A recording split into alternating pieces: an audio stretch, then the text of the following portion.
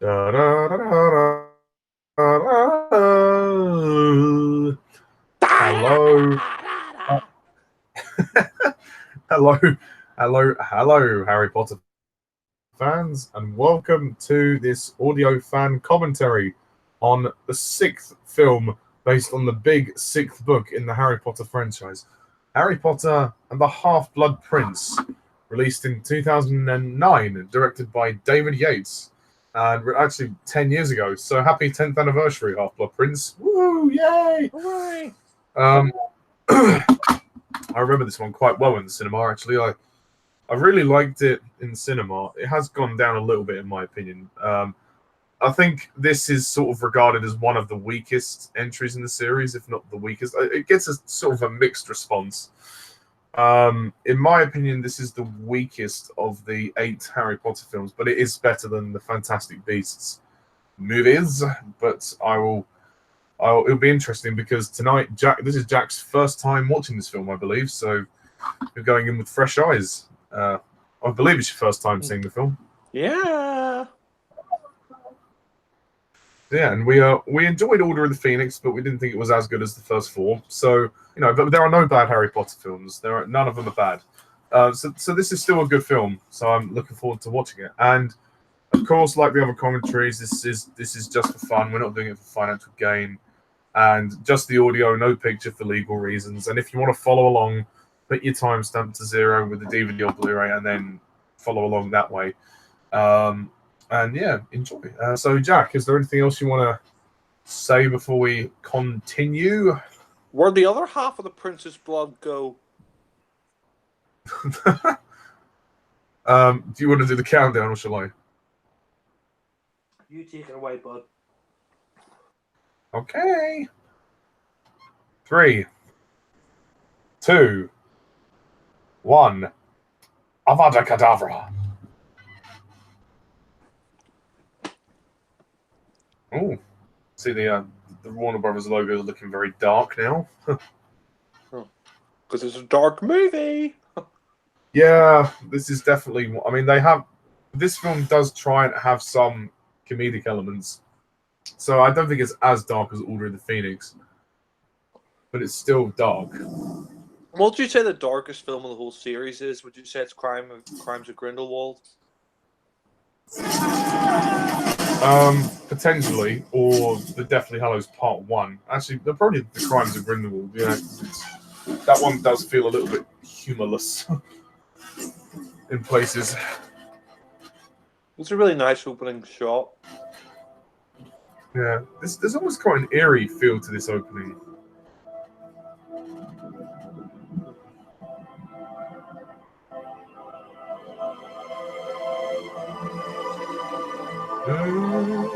Logo looks good.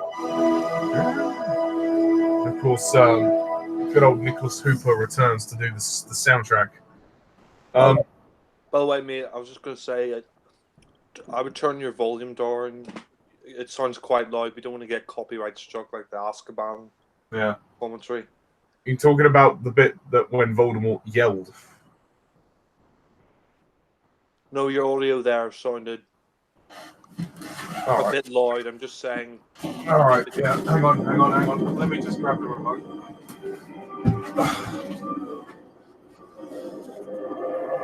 I don't want to keep them too quiet, otherwise I won't be able to hear it.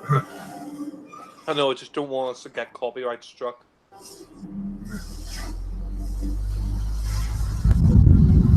It doesn't. The thing is with the film, this film doesn't initially follow its novel entirely faithfully, and a lot of fans complained about that. And I can kind of see why, in a way. For me, it's the least faithful to its book, but it's still a good film. I mean, the book is a little slow and boring in places. Like this bit with the bridge wasn't in the book.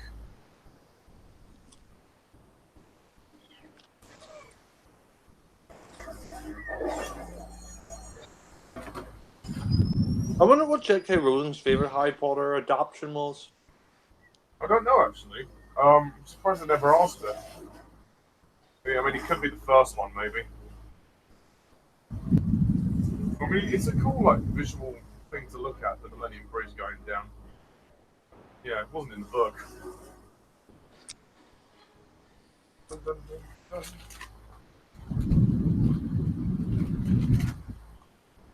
Oh, it's Harry Plopper.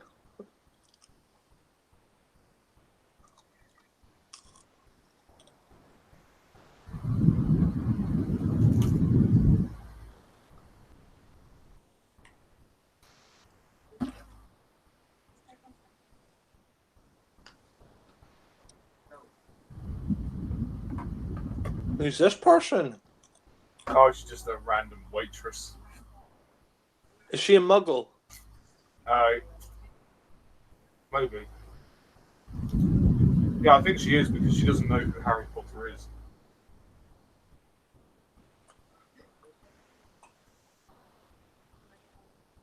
Oh.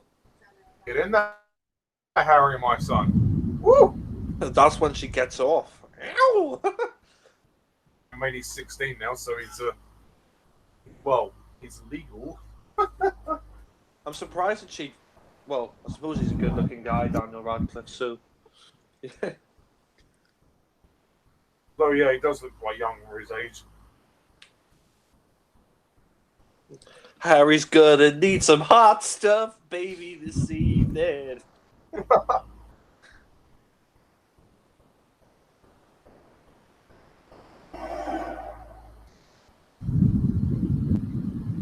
Late for school, Harry. This is probably Michael Gambon's best performance as Dumbledore. Gets a lot to do in this film, which is good. His last one. Yes. Although he does appear in some flashbacks in the Deathly Hallows, but this is like his last big screen appearance. I have read the book, so I know what happens to Dumbledore.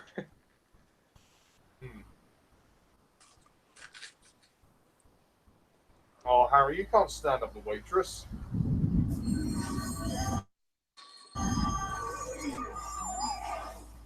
I wouldn't stand her up. I mean, fuck me, she's a fit waitress. I mean, Dumbledore, why don't you fuck off? If anything, I'd sit her down. Yeah. Yeah, this was, 10 years ago when the film came out. That was when the time it was announced that Dumbledore was gay as well. Interesting revelation. He likes a bit of cock? Yeah, one's at the ready. Now we know about his swish and flick action. I like this thing. This is quite good. The lighting in this film is, for me, is a little bit too dark. There are some shots which I struggle to even see what's going on because it's so dark. I think Azkaban would have suffered from that as well. A bit, but at least you could see what was going on. With this, there are some shots, like some exterior shots of Hogwarts, that you just can't even see because they're way too dark. It's David Yates kind of darkening the image too much. I don't think it was necessary to have it this dark, but I mean, it's a problem that continues in the next two films as well. But I mean, this film still has some like light moments. It's not all dark. There's a bit more of a balance and tone with Half-Blood Prince, but we'll get to that a little later. We get to meet a new character actually in a minute. Jim Broadbent as Professor Slughorn.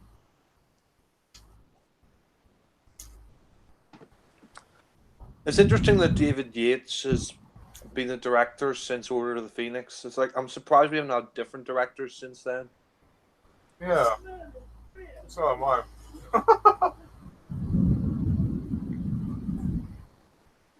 It's a fucking sofa? What the fuck? I think that's quite funny that he morphed into an armchair. Yeah, I mean, I guess David Yates kind of fell in love with the Harry Potter world, and you know, so much that he decided to come back and direct Fantastic Beasts. But there you go. Can you imagine if Dumbledore sat on him? He'd literally be sitting on his face.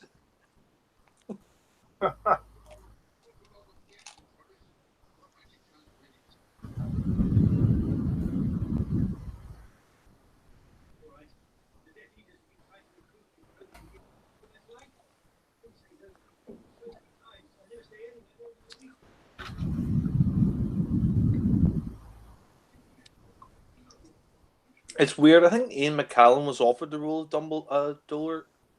Yeah, I think you're right, and he turned it down.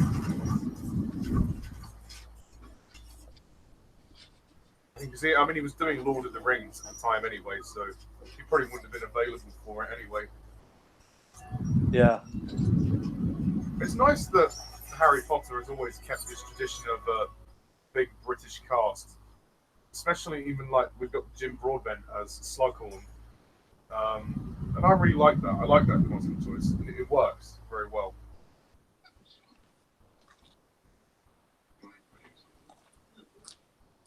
He's a great actor as well. He was in King of Thieves recently.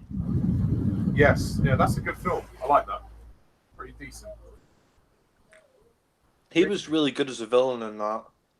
I mean, he's played a lot of interesting characters over the years. He's definitely, I think he's a national treasure in Jim Broadbent. He's one of the nicest men in the acting business, and he's one of the most talented, actually, I think he's very, very good. He's a complete gentleman.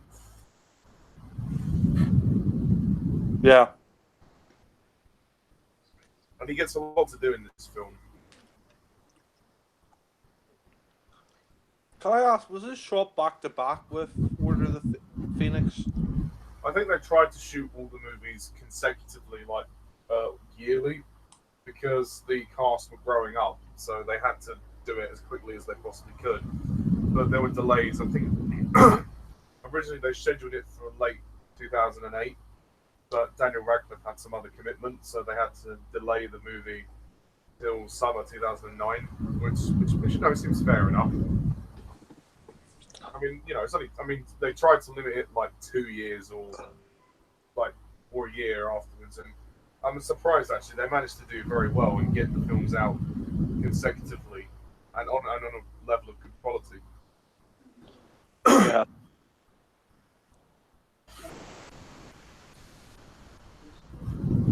I mean, this film for me takes a bit of time to get going. The first sort of half an hour is a little slow. This film is 2.5 hours long. Maybe it could have been trimmed. He's for the porn mag. I do love knitting buttons. Yeah, I like this film. There's some nice comedy in there, but I think I took Order of the Phoenix over this because of storytelling. I think was a bit better than in Order of the Phoenix. They're both still good films.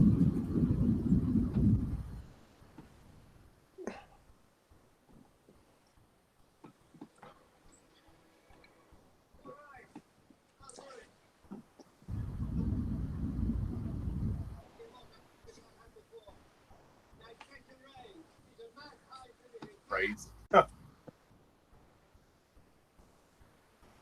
mean, teachers don't earn very much money. It would. I mean, it doesn't really bother me, but it would be nice if Dumbledore had like different outfits. Like, yeah, I agree with that actually, because he does keep the same costume in all the movies. Oh, apart from the first two when Richard Harris played him. But, yeah, Gambon only wears this. Actually, no, tell a lie. We see a flashback later on. He does wear another outfit, but this place that they're in, I swear that I think I read somewhere. I could be mistaken, but I think that's the village where they filmed Android Invasion with Tom Baker. Maybe. It is quite an old-fashioned little village.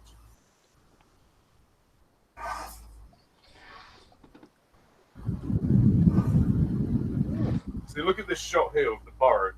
Can't see it. It's too dark. Yeah, I can see what you're saying. Yeah.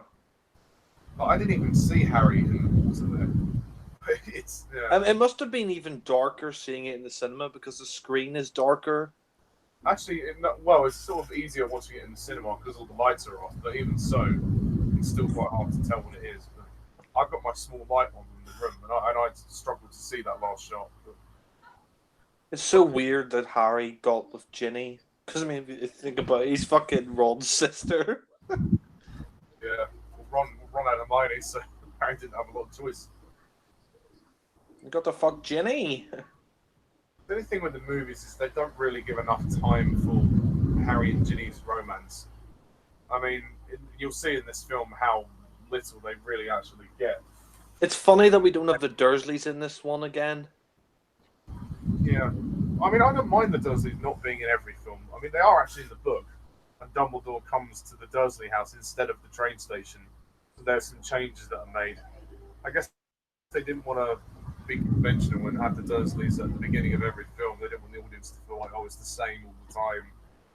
So I don't think it matters too much, but I mean, they do appear one more time in the Deathly Hallows Part 1. So, yeah. I'm annoyed they cut out that scene where Dudley apologizes to Harry. Yeah, that's annoying. I mean, we can talk about that when we get to the next film, but yeah, I think remember in the book, all the Dursleys apologize to Harry. Yeah, I think they or at least they sort of wish him luck and they hope he doesn't get hurt and stuff. I think they do kind of make amends, especially with Dudley. Says to him, I don't think you're a waste of space. So that's nice. It was funny, Dudley was like a wannabe gangster in the last film. Yeah. No, he's not in this film, but in the next film he's totally changed. So like, you'll see when you see the next movie what a missed opportunity it was. They didn't put that scene in there, and their excuse was the editing. And I'd say, well, no bullshit. You needed to put that scene in there. One of the most crucial scenes of the whole story. Not only that, but it was only like a minute long scene or like 30 seconds. It was hardly like a long scene that dragged out. Oh, yeah. Yeah. Oh, my boy. I mean, this cinematography, like the color palette of this film is not so much grey. It almost looks kind of like olive green-esque. Like, it looks weird in a way. I can see what they're trying to do, but yeah, very, very weirdly dark. Yeah. That's one thing I like about the first two Harry Potter films is they're quite colourful.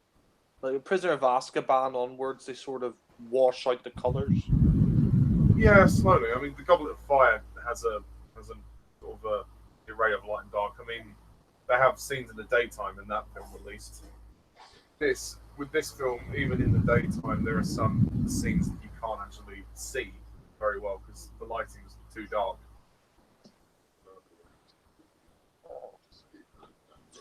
Was J.K. Rowling okay at the changes for this film? I don't actually know. I think she understands that film is film, and you've got to compress it all into 2.5 hours. But at the same time, I think she would have liked certain things to stay. Well, I mean, for me, if I were directing this film, I would have done it slightly differently.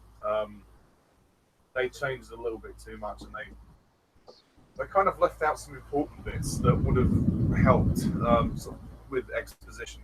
But like in terms of Voldemort as a character, like they go into his past, although in the movie, in this film, they don't really go into it as much as I would have liked. Yeah. I still enjoy the movie, but I mean, without reading the book, you'll be pretty, screwed, basically. But It's interesting that Snape is pretending that he's still a bad guy. Yeah. Basically, what's going on here is Draco has been chosen by Voldemort to murder Dumbledore as part of an initiation to join the Death Eaters. But they're worried that Draco's mother, who is there, Narcissa, she's worried that Draco won't be able to do it, and if he fails, then Voldemort will kill him. So they're making this vow where Snape will agree to kill Dumbledore if Draco can't do it. So that way they spare Draco's life. So that's why they're doing all this. But yeah, and actually we get to see a lot more of Draco in this film. We get to see a different side of him. It's such a shame Alan Rickman's no longer with us. I mean, he was a great actor. I mean, not just Harry Potter, but he was great in Die Hard. He's the definitive, Snape. He's just excellent in all the films. And it's such a shame that he's no longer with us. But yeah, Yeah, under page 394.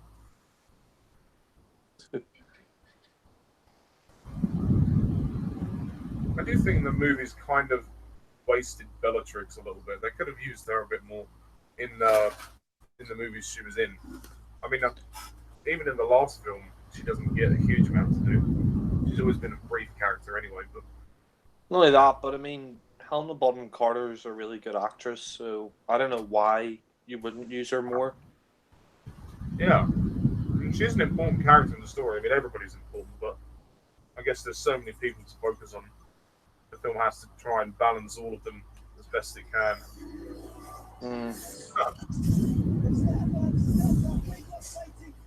18 minutes. It's weird. The Weasleys have either really long hair or like quite short hair. Yeah, I feel like between films it would just change so much. They've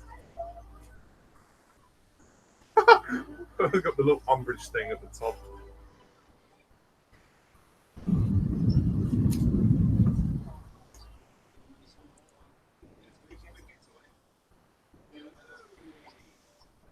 It's weird because in the Harry Potter books, Hermione kind of had buck teeth, but Emma Watson doesn't. Yeah. And I think there was a moment in the books where her teeth grew. In the Goblet of Fire book, I think Malfoy casts a spell that increases her teeth, but they come out of the movie. I guess for a film, you have to look at what will look good on screen. So I guess it doesn't really work on screen. Look a bit too ridiculous. But, yeah. I mean, J.K. Rowling said, I understand that film, film is different. It's got to work differently. I mean, she said, "Oh, you're all too good looking to play these parts," but whatever. It's the way it is. Oh, she said Emma Watson was too good looking. No, all three of them. Yeah. I think 18 minutes now. We need to get to Hogwarts. Come on. The film's taking its time a bit. Well, to be honest, I can see why they cast sort of good-looking people in the film, because when it comes to films, if you've got like a good-looking person, more people are going to watch that film because they're saying, "Oh, that guy's hot" or "that girl's hot," But yeah, I agree. Brings in the audience.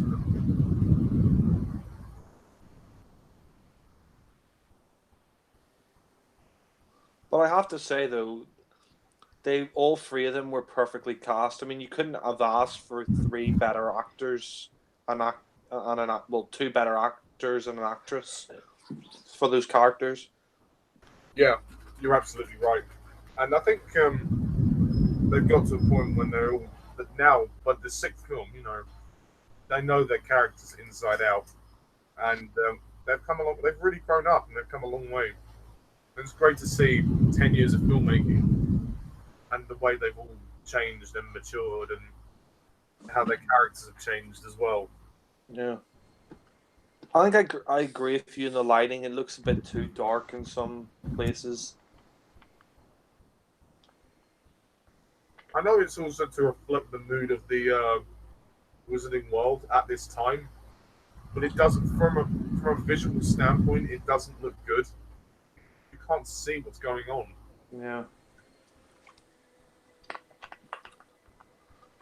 Yeah, personally, I think you need that right balance of color and darkness in a film. Like, I'm not really a fan of like gray looks to film. I don't like it when you kind of wash out the colors and make them look more dull. But yeah. Well, at least we've got a bit more color here. At least it's not in black and white. Yeah. Even some of these interior shots, like, they can still brighten these up a little bit. I mean, at least with these ones, you can see what's going on. But that's David Yates for you. Is it Luna again? Is that her name? Yeah, it's Luna. Yeah. I'd say the actress is pretty fit. Yeah, well, lucky you. She's from Ireland. What do you think? She's ugly? Oh no, I never said that.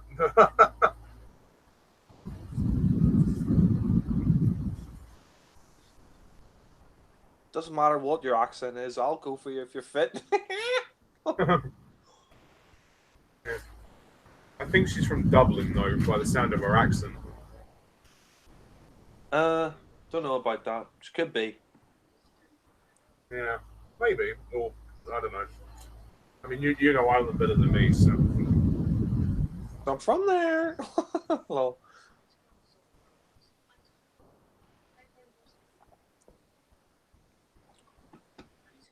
It's weird as well, because Ron in the book said freckles. Yeah. I mean, it's very hard to get, like, 100% close, you know, exactly how the characters would look in the books. That's virtually impossible. So, as a writer, you've got to be prepared to accept that it's not going to look exactly how you imagined. Oh, Michael with a cocky bastard. Very good, the dick. Funnily enough, Daniel Radcliffe and Tom Felton are actually good friends in real life. Yeah, they always got on well when they were filming. It's just that the characters had to hate each other. Funny, because I don't think Rupert Grint was that close to Daniel Radcliffe and Emma Watson, but Tom Felton was. I think Rupert Grint was close, but you know they didn't always mix. But I think they generally were pretty close because they had to film all their scenes together, so they spent a long time with each other. Apparently, he doesn't keep in contact with them, but fair enough.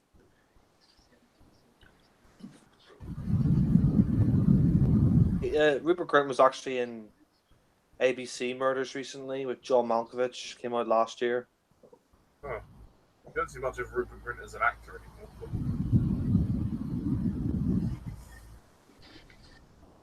There's Hagrid. Come here, first years. Don't be shy. We missed you, Hagrid. Yeah. I kind of feel a little bit sad for Hagrid. Well, I feel bad a bit for Robbie Coltrane because he doesn't get as much to do in the later films, but he's still good, you know. Yeah. In the book of the Order of the Phoenix, he sort of gets more to do, but the movie didn't really include him until the second half. Yeah, the last three films he doesn't really get to do an awful lot, but he's still there. Yeah.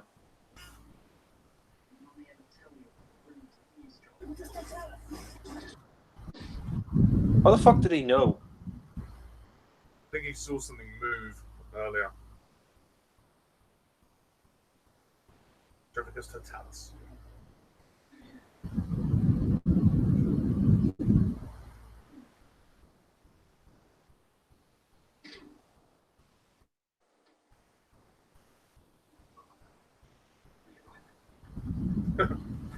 See ya. Why is he pissed with Harry? Well, Harry was trying to sneak up on him, wasn't he? What was up with Harry there? Harry was frozen because he used the spell. He used Petrificus totalis, and that froze him. Then he kicked his nose.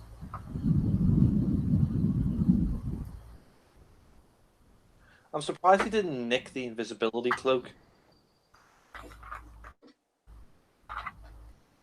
Yeah, I'm surprised too, actually.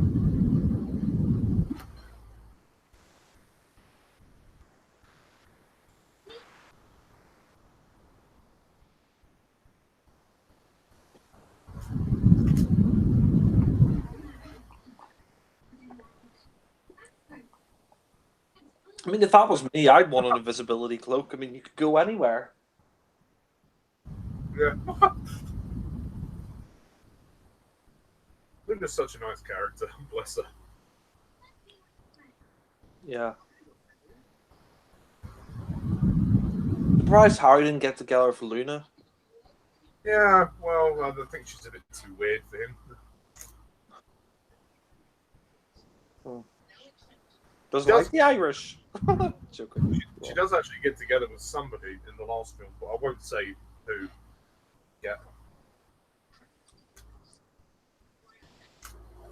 Okay, I've seen the books. Well, I think the film does it a little bit different. Warwick Davis. Swish and flick.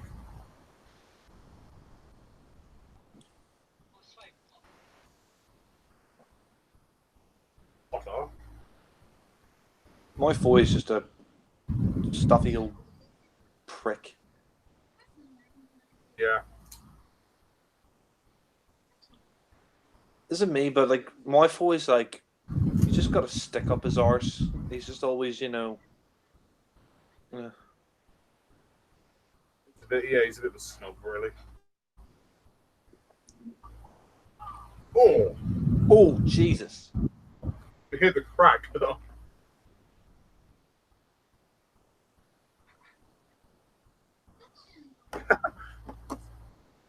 My dad has had his like, I think he had his a piece of his bone was dislocated and he had it relocated. He said it's really painful, but especially if you need to sneeze. My God.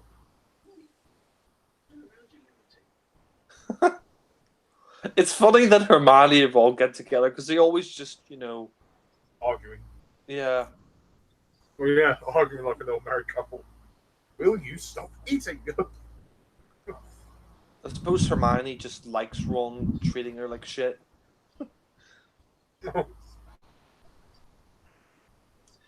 Hermione's a little bit bossy in the way she is.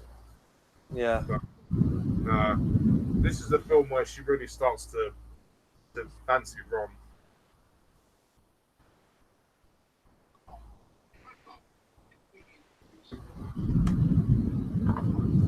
Isn't it just me, or does this scene kind of feel a little bit tame? Like, you know, whenever they come into the Great Hall to have their start of the year, it always feels a little bit more upbeat.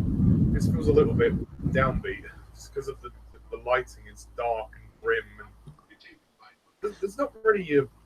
While the film is lighter than Order of the Phoenix, it doesn't like this scene doesn't really. It doesn't emulate much joy, if that makes sense. Isn't me, but the uniforms look a bit more like the uniforms from the first two. I don't think so because they've got the color of the houses in the hoods, which I think they've had since Prisoner of Azkaban. But I don't know about the ties though.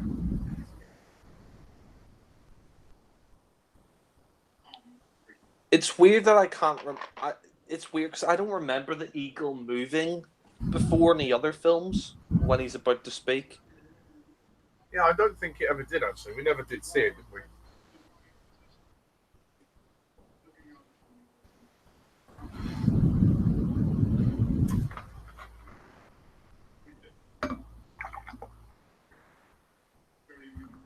Tom Tittle.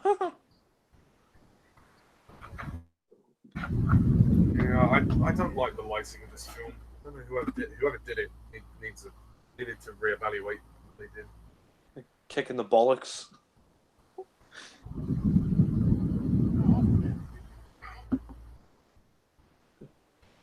It was cheerful. Finding some light. If I was Harry, I want to get back at my boy for dislocating my nose.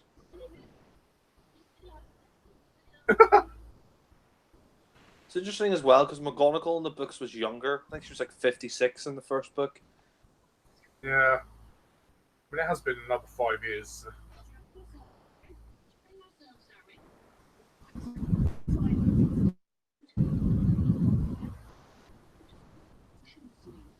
Well, actually, McGonagall's in The Crimes of Grindelwald, but she's a lot younger. That's set years before this. So, is it Maggie Smith de-aged with CGI, or is it a different actress? No, it is Maggie Smith. Oh, she de-aged with CGI? I don't think they've de-aged her, but I mean, not that I know of. Far too happy over there. They film in the same school for all the Harry Potter films, or? Yeah, they film it mostly at Leavesden, but I think they film at Oxford. They film parts of the exterior shots in Oxford, but I think most of it is all sort of built. Wow. Ron Weasley. It's funny that Ron becomes less frightened as the films go on. Yeah, and even then he's still a bit more worse at times. I'm glad though, like with Goblet of Fire or like Order the Phoenix onwards, Longbottom isn't the butt of the practical joke anymore. Like sort of becomes his own character, which is nice. Yeah, I think.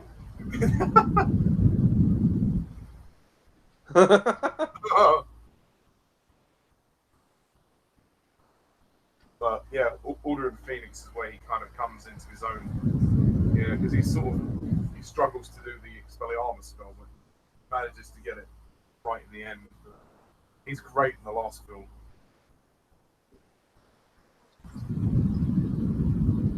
Interesting, because when this film was made, I think like Emma Watson was like 18 or something, 19. Yeah, I think she was. Yeah, Rupert Grint was a little bit older, but he sort of gets away with it. Plus, this film is 10 years old now.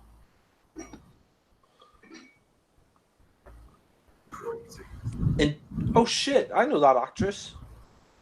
She's in the Basil Brush show. Yeah, I was gonna say, yeah. Boom, boom. Bob, Bob. I love Basil Brush. That was a great show. Yeah. Mr. Barney, sir. Get a tea and supper and call it tupper. The only thing I didn't like about the Basil Brush show is they brought him back in a hoodie. I much preferred his like original outfit, but instead of the hoodie outfit. If there's any clips or any episodes on the Daily Motion, maybe. Oh, there is on YouTube. I think they've uploaded episodes. Oh, cool. I'll have to give that a watch. I remember his cousin, Boob Boob. I've forgotten what his cousin's name was, though. It was cousin Mortimer, who was in like a leather jacket. Oh. Recommence. This book is property of the Half-Blood Prince. Ooh. Imagine it said this book is the property of a lady. Yeah. Oh, yeah. This book is property of the Half-Rubbed Mints. I've never really seen the Potions Lab much before. At least not that I can think of. Can you believe in a couple of years' time it'll be 10 years since the end of the Harry Potter films? That's weird. That 10 years has gone much quicker than the previous 10 years. Yeah. I think they changed the Potions Lab because in the first film it looks significantly different. The walls are all green. It looks smaller and it looks like they've got more vials stacked. Is this the last film with Crabbe and Goyle? Yes. Because I mentioned about the actor who plays Crabbe. I think this was during the time when he got sacked. So they just kind of essentially wrote his character out. And they replaced him with that, the black kid on the train. Yeah. His character name is like Blaze, I think. And he kind of takes over from Crabbe, basically. It's interesting that Hermione's hair is more bushy again in this one, which is good because quite funny when she's like, "How did you do that? Crush it, don't cut it." Yeah, Hermione's just jealous that she's not top of the class. She always wants to be top of the class. She's a fucking nerd. I do appreciate the lighter tone of this film. Actually, it's nice that it's not so like downbeat like Order of the Phoenix was. Order of the Phoenix it did have humor. It wasn't. It was very dark, and I mean this one is dark, but I'm liking the more of the humor. I like that. I think that's nicely integrated. It is interesting. I think I agree with you. It is dragging a bit. It's interesting that they had Tom Riddle's He's still at Tom Riddle's diary, but yeah. Yeah. I don't know. I mean, I'm not really a fan of Daniel Radcliffe's hair in this one, and I don't know. It just looks a little bit too parted in the middle. It looks a bit weird, but yeah, it's like you know, in the fourth one he had that big mop on his head. Then the fifth one it was really short. It's like it's grown a little bit, and then he's just kind of parted it in the middle for no reason. yeah, it just looks a bit weird. Yeah, well, you'd be glad to know he grows a bit more hair for the last two films. Yeah, and loads of different regions it is growing hair. We're looking at the memories. It's interesting that you never see the Harry Potter films. They have acne. They never have spots or anything. No. Yes, I mean, yeah, that would have looked good on screen. Well, I'm sure when they were kids. I think Daniel Radcliffe actually he said he was very lucky. Didn't suffer from it too much. They probably put makeup over the spots. Well, Sorry, go ahead. So, no, I like the scene in the pensive, and Harry looks into the memory of Voldemort, or Dumbledore, sorry. I was going to ask, when David Tennant did Goblet of Fire, yeah, did Radcliffe and all know he was going to be the next Doctor? I suppose so, yeah. He must have filmed that before he went on to film Doctor Who.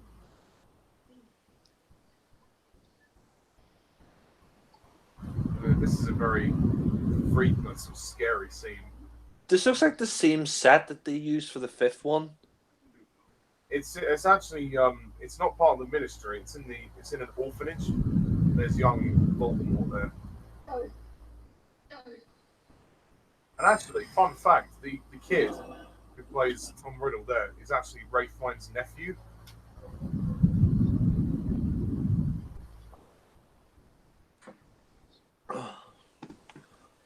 I think he's pretty good, personally. Yeah. I mean, this kid's a psycho, killed his own fucking dad. Yeah. And you can sort of see he looks a little bit like Ralph Fiennes. He also looks like the actor who played Tom Riddle in the second one. Yeah, he does actually. Yeah. They're very good with their casting there. But it looks like the same place that they had the Ministry in the fifth one. Yeah, no, it's somewhere else called Wolves Orphanage, but we will see the Ministry again. But not in this film though, which is kind of bizarre in a way. That's another thing this film confused me with. It's like they don't show the Minister. I know the Pudge leaves, but in the book we've got Rufus Scrimgeour, but in the film they don't introduce him to the Deathly Hallows. So I'm thinking, well, so there no Minister for a year? Like what happens? It's never made very clear. But, oh well. I have to say, Deathly Hallows is probably my favourite front cover of all the Harry Potter films, of Harry and Ron and Hermione in the gold. Oh, the book, yeah, that is a really cover. That's when they're in Greenbelts, isn't it? Sweet. And then Half-Blood Prince, you've got Harry on the front with Dumbledore surrounded by flames. Yeah, I like that cover as well. God, the book was a bit of a slog in places. I think J.K. Rowling even admitted that she shouldn't have made some of the Harry Potter films books as long as they were. Yeah, particularly Order of the Phoenix, which is vastly overlong.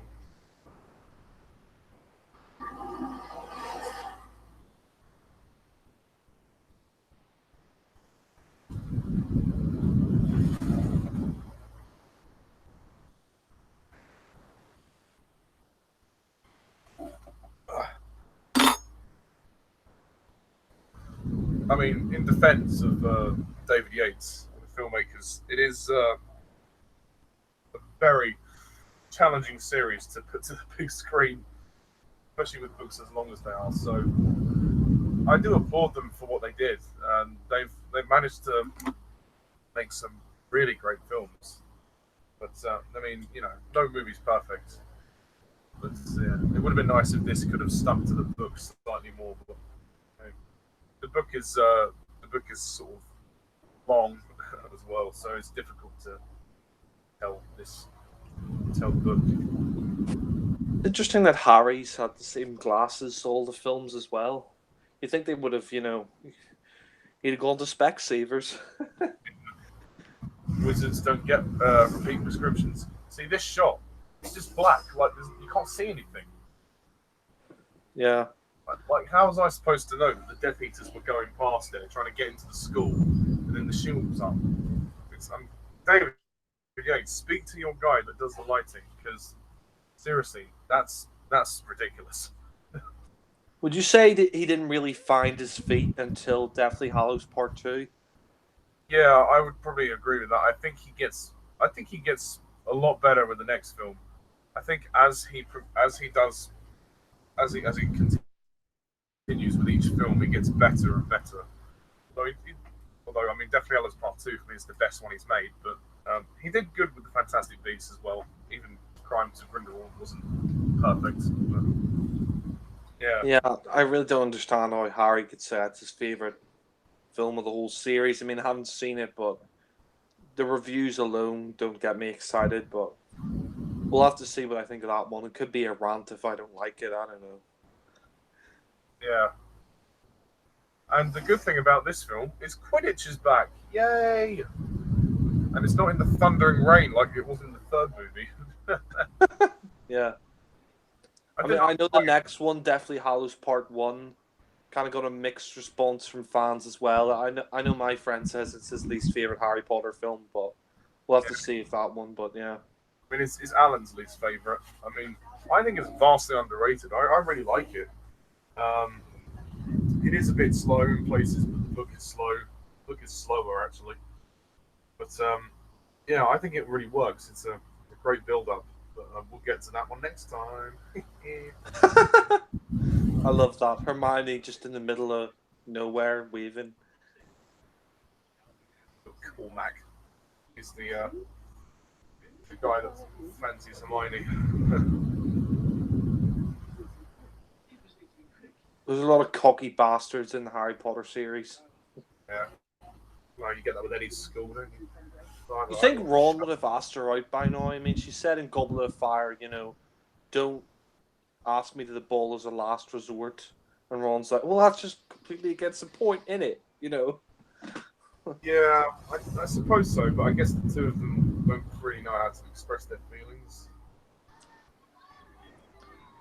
Ron doesn't know how to put it in. Yeah.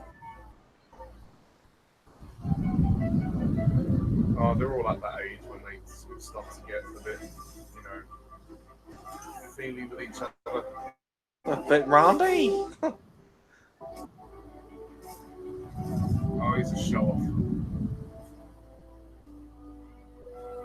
Wrong.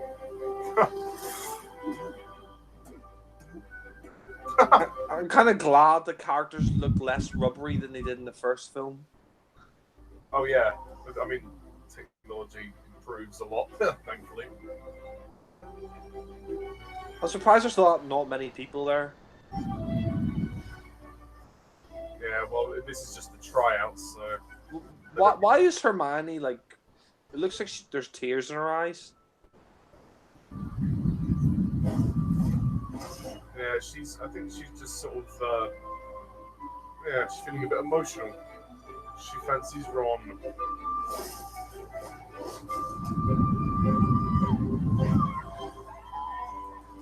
That blonde girl fancies Ron as well. Yeah, her name's Lavender. She's this like annoying girl. Her and Hermione need to have a bitch fight. Isn't me, but Emma Watson's hair in this looks a bit more blonde. I don't know. I thought it looked more brown, but maybe in certain shots it might be blonde. Oh yeah, her hair's always looked nice.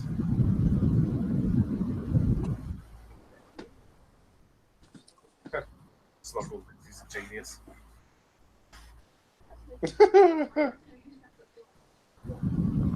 Yeah, this is dragging a bit. No offense to David Yates, but yeah. Yeah, I think 5 and 6 are the hardest books to adapt. Especially the fifth one, since it's the longest book. Yeah. Yeah. I think a lot of fans I think some fans just need to shut up. Like fans are like, oh, they're not being completely faithful to the books. Well, they're huge books, and you have to take certain liberties when it comes to the films. Yeah, some things stay and some things go. Some things have to change for the better of film. Yeah. I guess you could say that the most faithful director is probably Chris Columbus. I mean, Chamber of Secrets is very faithful to the book. Yeah, I agree with that. Even though the film for me is a little bit too long, but it is faithful. Fair enough. I mean, it's interesting. Watching Azkaban, it felt longer to me than Chamber of Secrets, but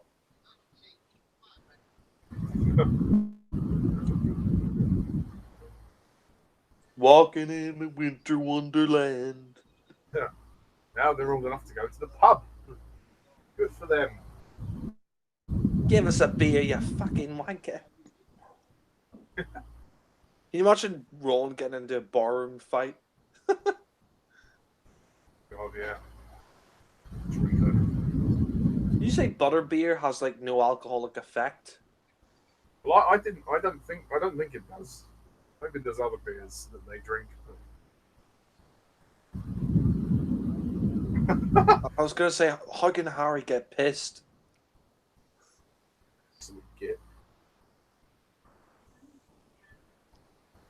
Harry's jealous.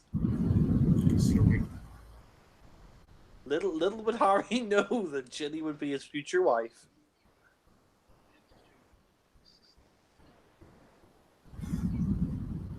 Funny you should say that, Hermione. She obviously has the hots for Ron. Yeah. It's weird that they would be like platonic friends for years, and then Ron's like, "Oh, Hermione, I'd have a go at you." Jim Broadbent is a great actor. I really like him as Slughorn in this film. Very good. I mean, he's never been shit in any film that I've seen him in. He's always been great. Yeah.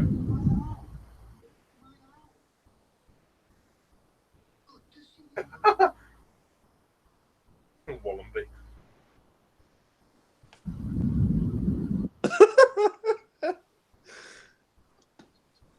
That's one thing I do love about the Harry Potter films is they have a sense of humor. They're not just, super serious, Why so serious? Black. Yeah. Is it because I'm black? She's got foam on her. I think this film definitely tries to include more humour. Which is not always a bad thing, actually, after Order of the Phoenix, especially. I thought Hermione would be more of a wine girl. I mean, she is a bit of a posho. Oh. She's, she's too hard working for that. Putting her hands around Harry and Ron. Oh. What is this, The Exorcist? Boop, boop.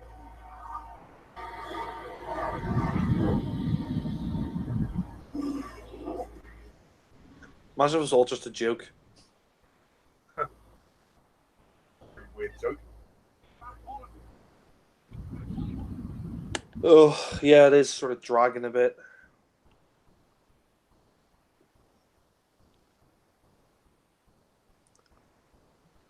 I mean, who doesn't love Hagrid? Such a nice bloke. I'm surprised he was never married. I mean, he'd be a great dad. Yeah, think of the children. Probably be bigger than him.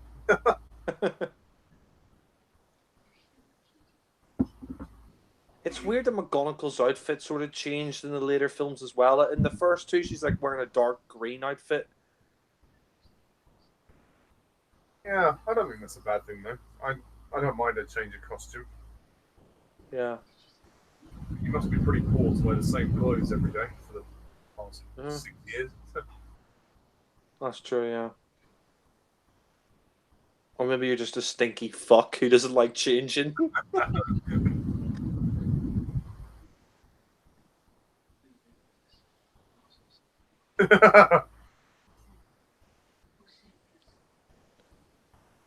Hello, Potter.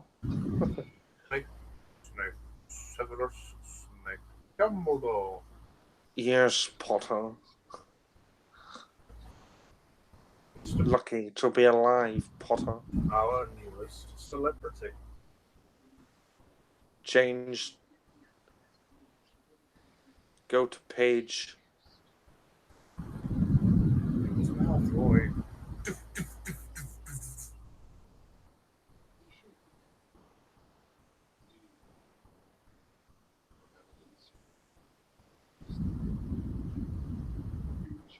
Who's he accusing?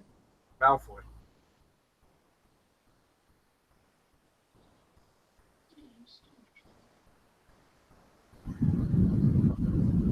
Maybe it's just a dick. He's just a dickhead.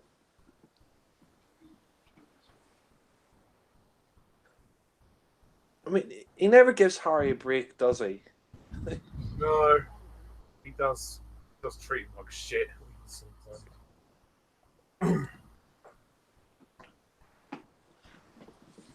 Oh, the map from the third one's back. Hooray!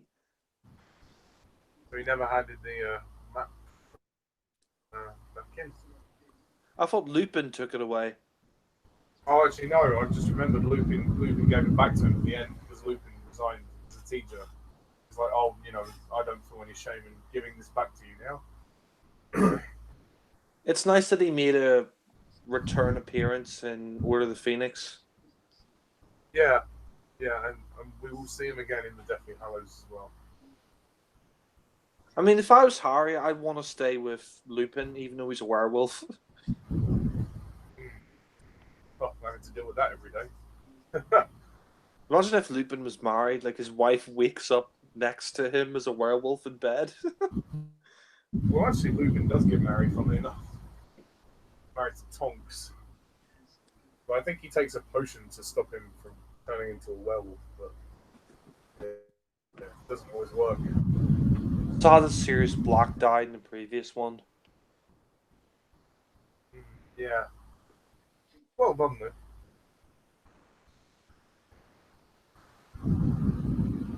All right, mate.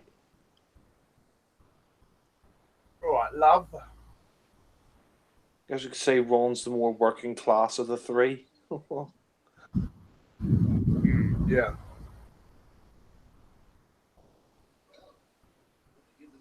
That ice cream looks delicious. I want some. Oh, yeah.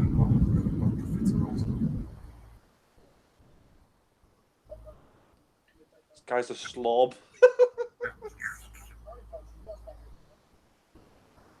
Stiff for the end of the day. Shut your fucking mouth, Potter. My parents are dentists.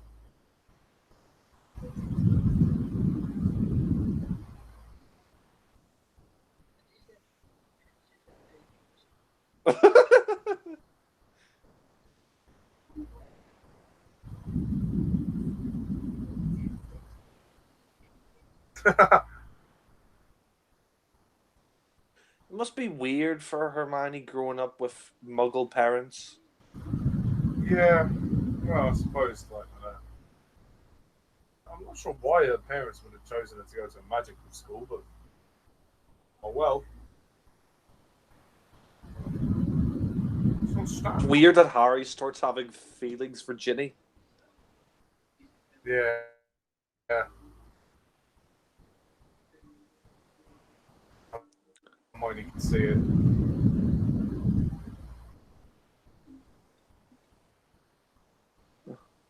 Hermione's very perceptive. Oh, that dirty bastard. I like to lick your pussy or Marty. Can you imagine he just went up to Hermione and said, "You know what I could do with my little finger?"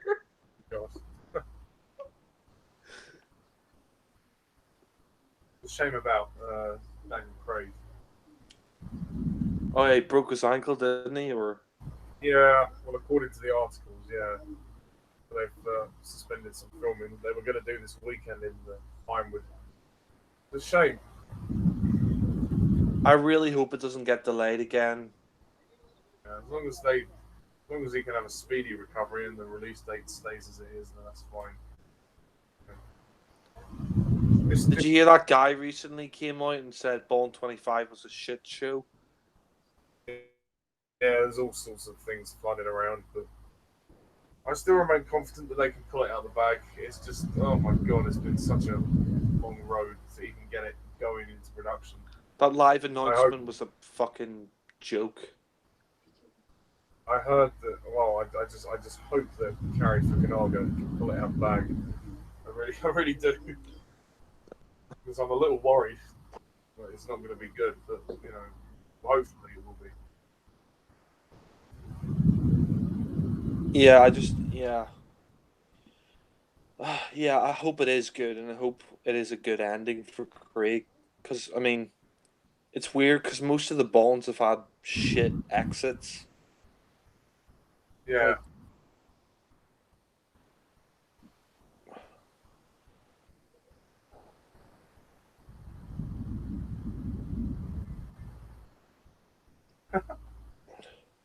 New Quidditch uniform looks really weird though.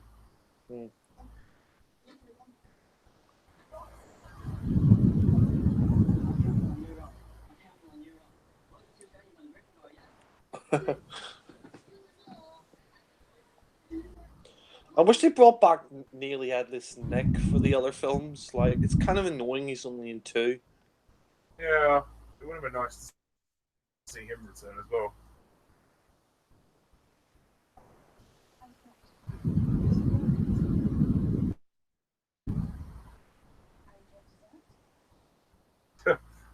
I'm kind of annoyed that they never had Peeves in any of the films. I mean, Chris Columbus had Rick Mayall as Peeves. He would have been fantastic, but fortunately they cut him out. I mean, Peeves isn't an integral part of the story, but... Yeah, he's still a nice little character.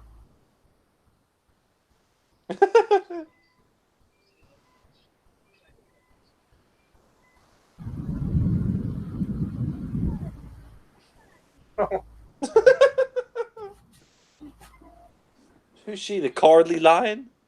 I only have a nerve. Got an Irish lion. Never thought I'd see that. Fear me. What are you looking at, Ron? It's the circle of life.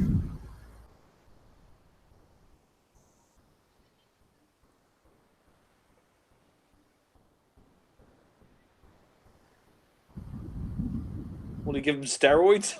Lol. No, she thinks that he gave Harry the liquid luck potion that they made, or that Harry won. I still don't understand. Why are you having a Quidditch game in the middle of a snow blizzard? Well, it's better than thunder and rain. It's not really a blizzard. It's just snowing. You know? Well, actually, I suppose you're right, but still, you think in those conditions you wouldn't do that? Yeah, to be fair, they're wizards. They can magic themselves to feel warm. You know. Who knows?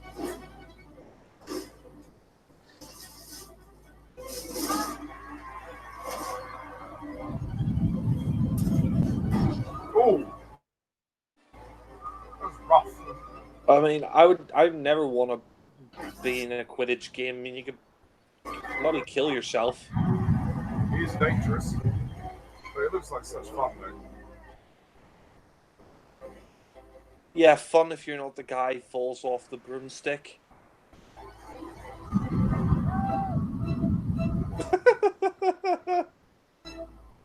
Woo!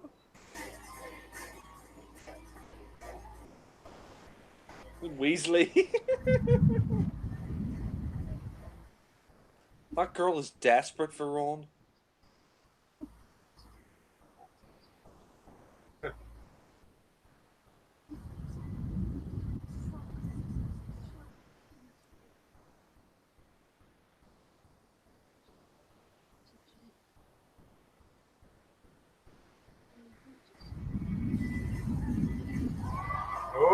Oh shit! So Ron didn't put it. He didn't put it in Ron's thing.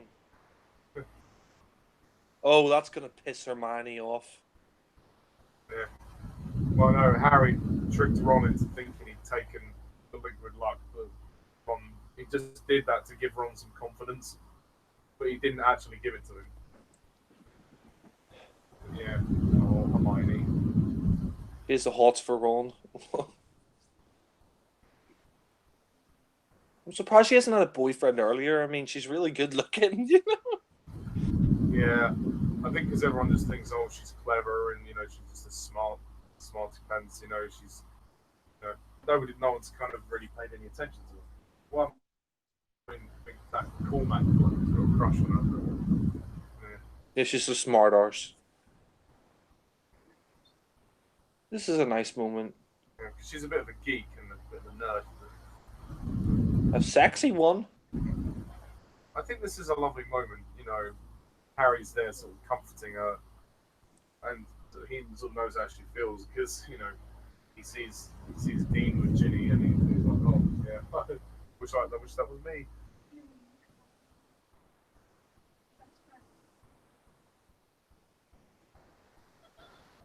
I've seen the way you look at her. Lol. Oh shit.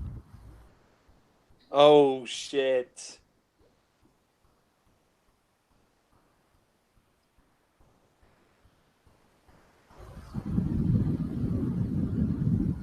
Uh-oh.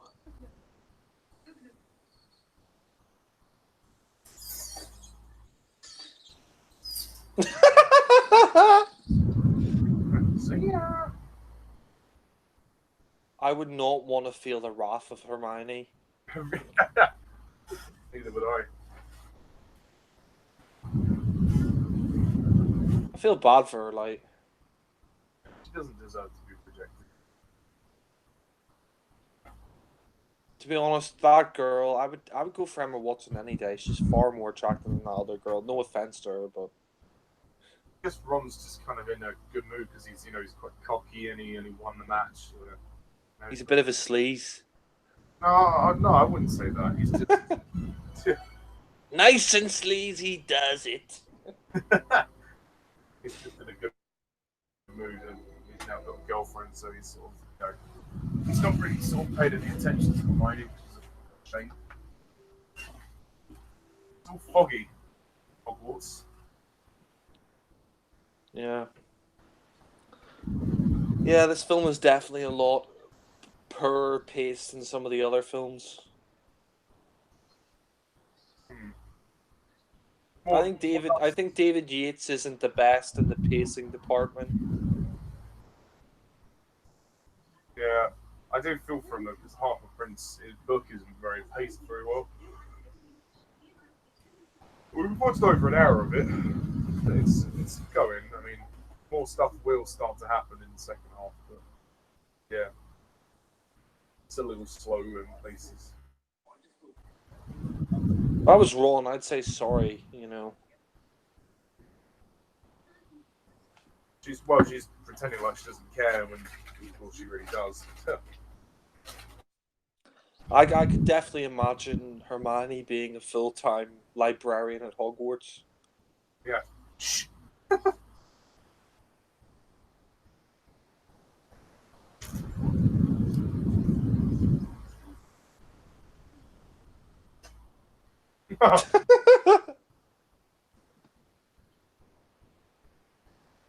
I guess she wants Harry to go with her, so that'll make Ron jealous.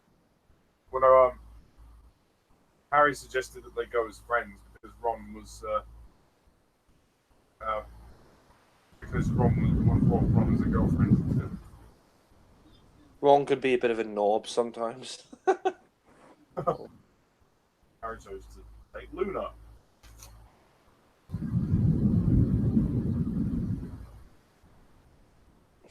It's funny that Malfoy's sort of wearing this black suit now. Yeah. Well, he's a much older student than a lot of the others, so get away with it. He looks like a prefect. Yeah, I was thinking that. Just chooses to disobey the rules. Yeah. He thinks he's the heir of Slytherin. Now, Malfoy, play nicely. Nice. The look on your fucking face. Huh.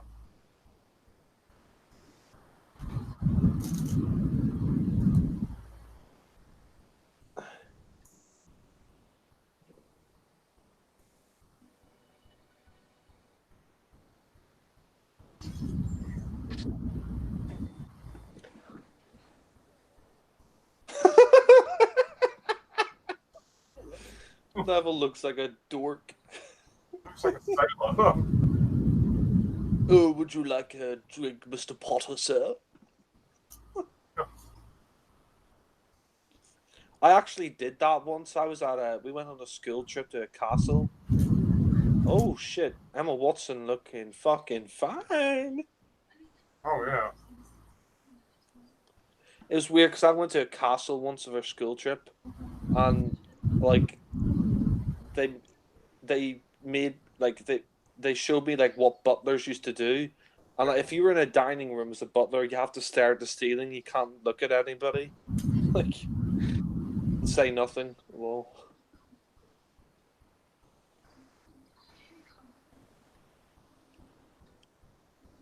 ooh, sexy music.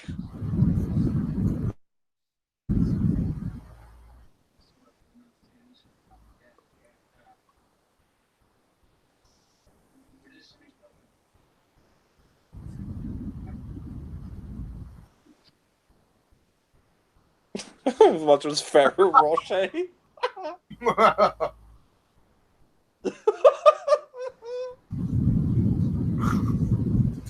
of like on.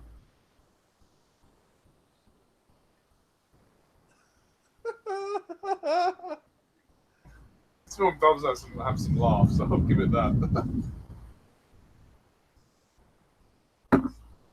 He's just so dry, Snape. Like he just doesn't have a funny bone in his body. No emotion. Yes, Mr. Potter. Maybe you enjoy detention.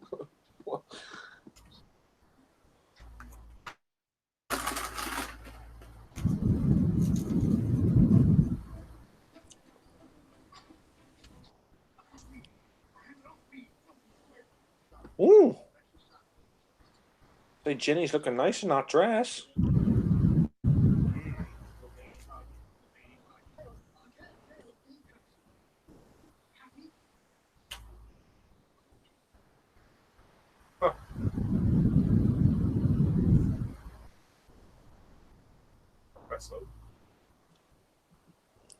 I always find it weird. Does like Snape like Malfoy, or does he just find him annoying?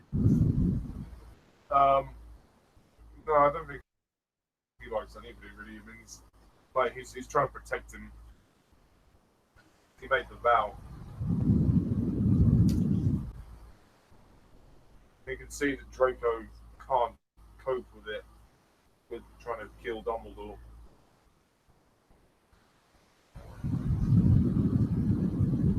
I'm guessing Dumbledore's listening in the shadows. Oh. It's Harry.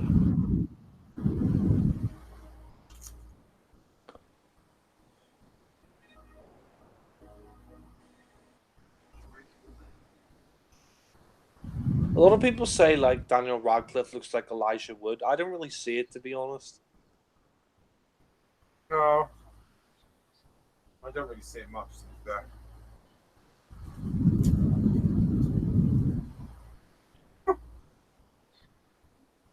Ooh. She is a bit obsessed. Yes.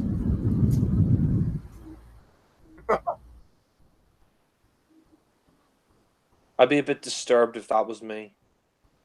Harry, because I'm watching that. Ooh.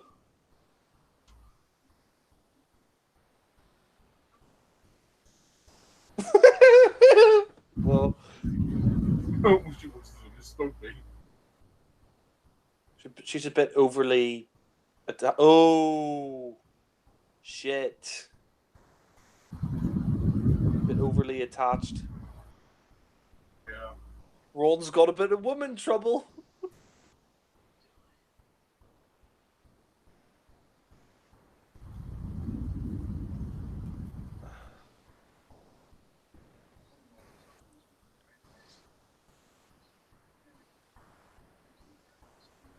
Oh, Lupin's back again.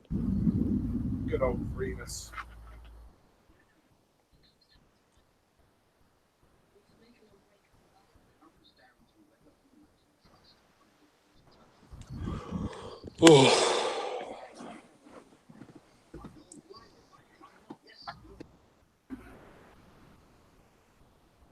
Good, good. Let the hate flow through you.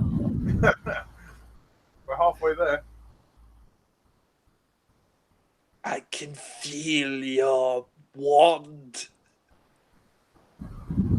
We've actually got an action scene coming up soon, believe it or not. It wasn't in the book. They decided that, we need an action scene in this film, otherwise we're going to bore the viewers. So. Yeah. Does she have the hots for Harry? I think she does a bit. I think she's always sort of had feelings for Harry. But, like, it's always been a crush or something. But, yeah. Wrong. His plate of pies. Pie? Oh. Does Ron know that Harry fancies Ginny? I don't really know. I think he just thinks that Ginny fancies him. I bet Ron would go fucking nuts if he found out the truth. You mean sleep with my sister, you fucking cunt? Yeah, well, I think he kind of, he's okay with it after a while. At first, it's like, for fuck's sake.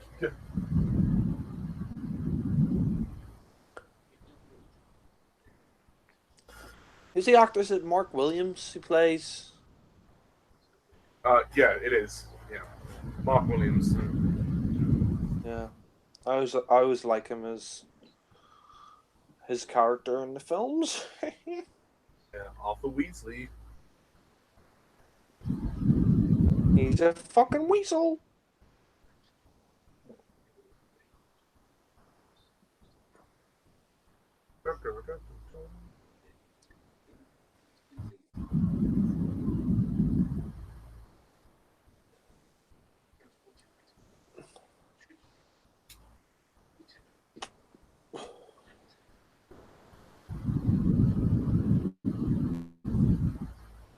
Do you think they'll ever do Cursed Child? I don't think they will. Or if they're going to do it, it won't be for years. I mean, I think they'll continue with the Fantastic Beasts franchise.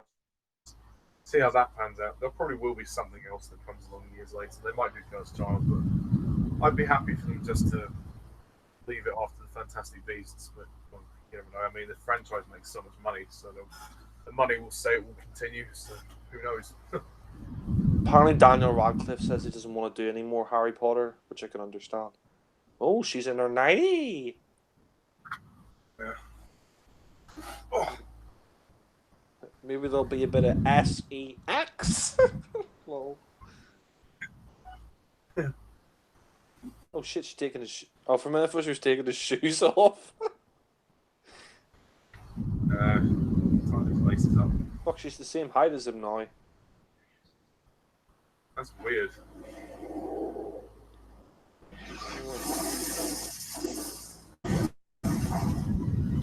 About to be a bit of a kiss there.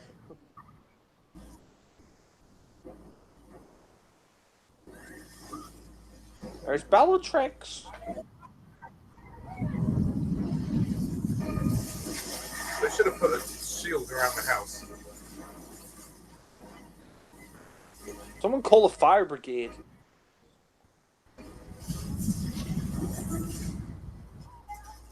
Why is she chasing after Harry?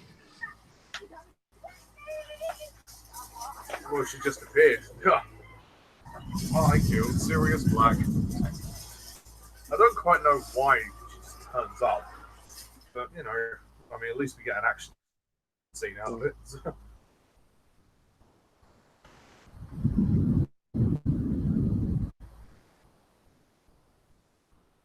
Actually, talking about all the Harry Potter films, what was your least favorite viewing experience at the time when you saw them at the cinema? I don't know, actually. I think I enjoyed all of them. I guess maybe Order of the Phoenix, but I've always really enjoyed them. I mean, when I saw this film for the first time when I was like 12, I really liked it. But yeah, but it's gone down in my opinion. I still enjoy it. Yeah, it's just my least favorite. Oh well, at least it's better than Crimes of Grindelwald. Yeah, it is better than Crimes of Grindelwald. I really don't know how I'll react to that one because the reviews ain't good.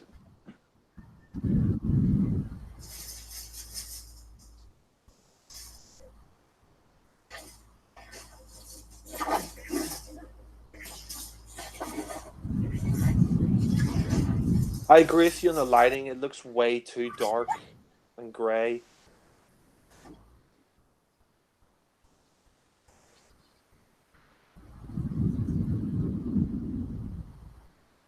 I like the music of the film. The music's pretty intense.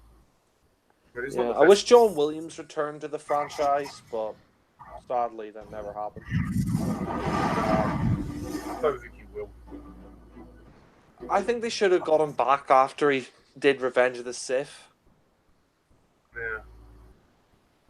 I don't know why they decided to burn the house.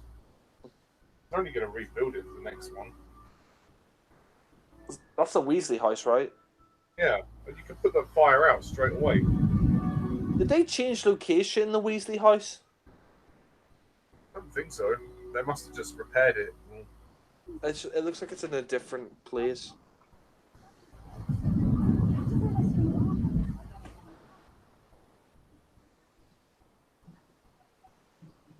1 hour 21 minutes.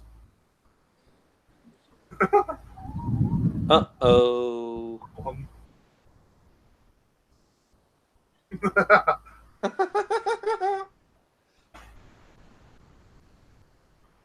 Sort of on just a general basis, how are you finding it so far? It's good, but I agree in the pacing issue. But from what I can gauge, you seem to be liking the humour. So... No shit! Yeah. I thought also another problem with this film is they focus a bit too much on the romance stuff. Yeah. And not enough on the backstory, which was necessary. Tom Riddle. Riddle me this.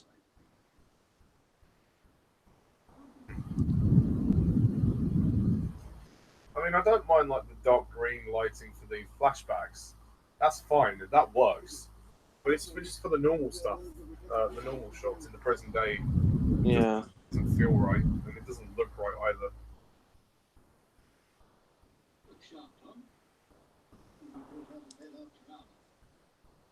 Would you bring back Mike Newell to direct? I would have done, yeah. But, oh well. He didn't want to do another one, I suppose. I would bring back Chris Columbus. I would even bring back Alfonso Cuarón. But I mean, David Yates, I do like him as a director, but I think he would improve by the time we get to the next film, Deathly Hallows Part 1. Yeah.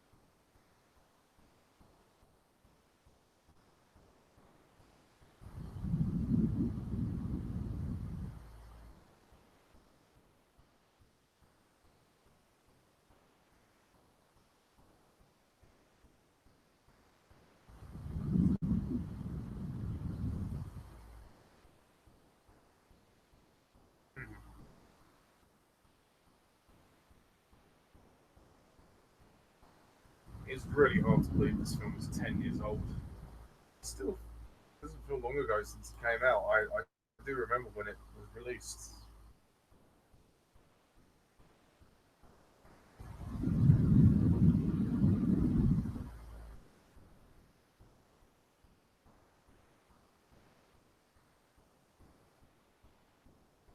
Ooh, you there, Ollie? Yeah, I'm here. It's so hard to believe this is 10 years old, this film. Happy 10th anniversary. Ah.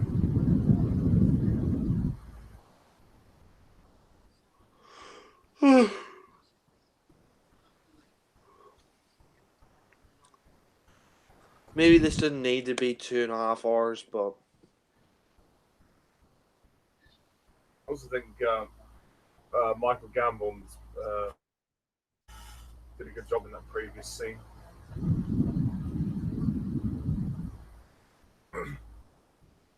His Dumbledore is kind of mellowed out, whereas before when he started he sort of did shout quite a bit in Goblet of Fire, but he doesn't do as much shouting in this.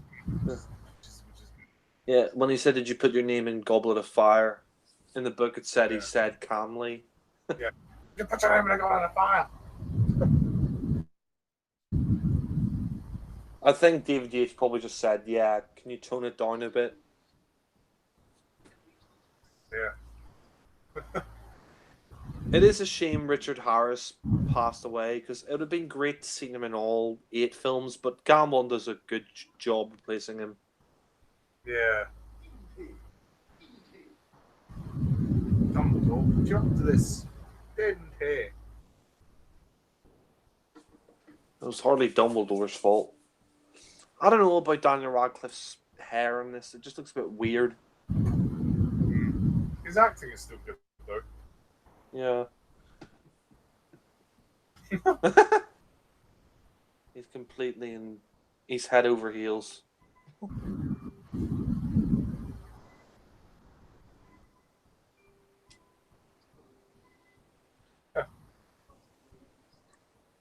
He's head over heels for that girl. Well, she left those little gifts for Harry, but instead of Ron took them instead.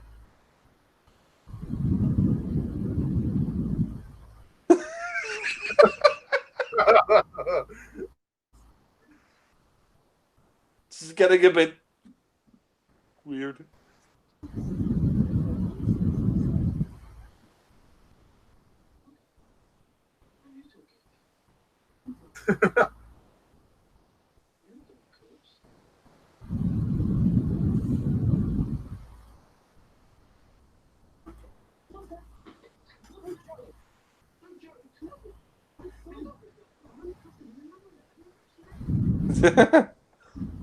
Ron is a sleaze. Not really of his own choice. I mean, he was spiked with love potions. So. Oh, someone gave him a love potion? Yeah, in the chocolates that he ate, which were actually meant to be for Harry. But... Yeah. Bless him. I thought it would have been Hermione.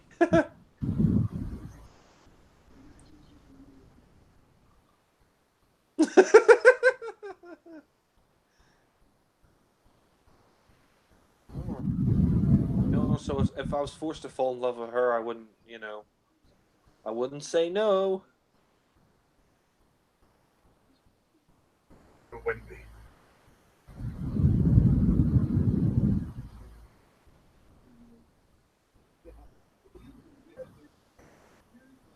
Snap him out of it.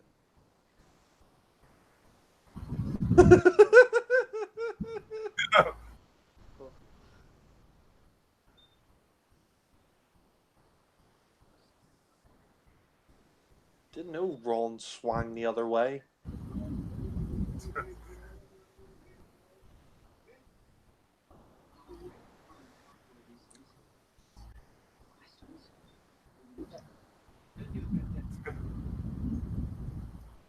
Moldy wart. Good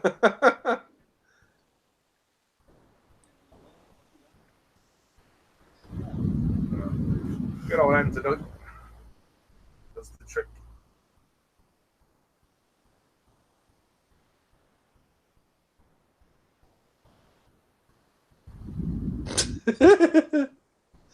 Isn't me, but Ron looks a bit like Shaggy with that haircut. He does a bit. Like Zoink Scoob. Reggie? Reggie.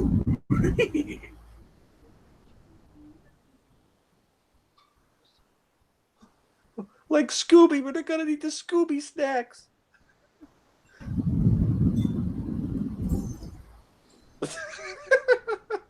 Oh shit. Guess who? Voldemort. No. Well, actually, Draco. Poison For a minute, I thought Ron was epileptic. No, it's just like poison. Oh shit.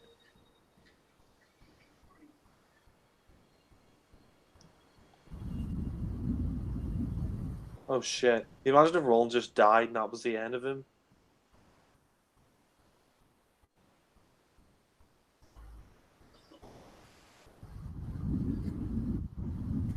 I thought I lost you, boy. I lost you, Ron.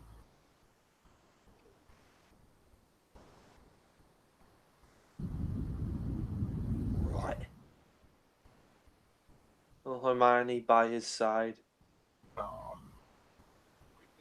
Where'd Ron's girlfriend go? Oh, you'll see her in a minute. His lovey-dovey dob interest.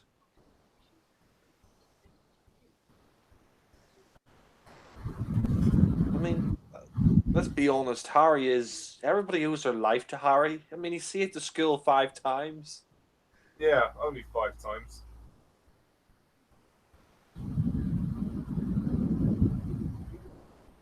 Yes, Mr. Potter. Yes.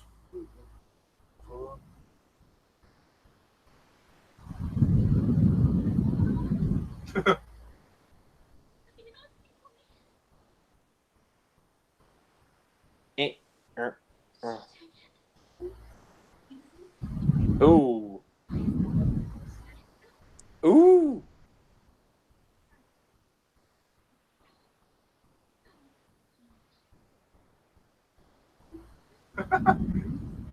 God, it's a bitch fight. Poisoned you, didn't I? Aww. Yay, Hermione. You go.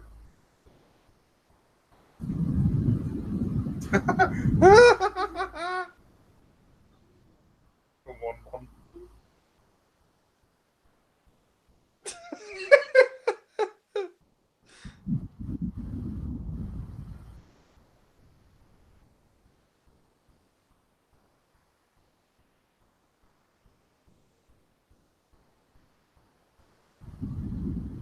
Did you say Hermione?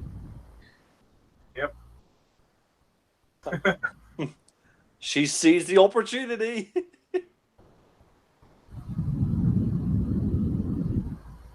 loves Keen's sting. He certainly is well tended.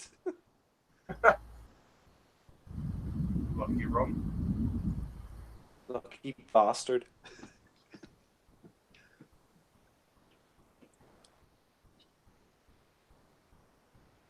She wants Ron for herself.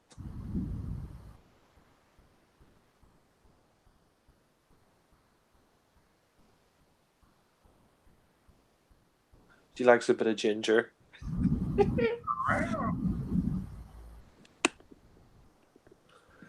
Yeah, we still got an hour left. I am finding this quite slow. Not a bad film, you know, the humor's good, but it is taking its time. Yeah. Sadly, it is one of the slower films of the series, but it mirrors the book in that respect. This isn't as slow as Die Another Day. Oh, that's true.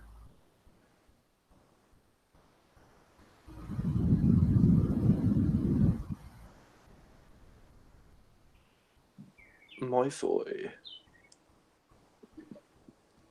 Playing nicely. Radcliffe's very sneaky in this film. It's weird. His hair's gotten shorter as the films have gone on. Yeah, I agree with that. Weren't they in a relationship, Tom Felton and Emma Watson?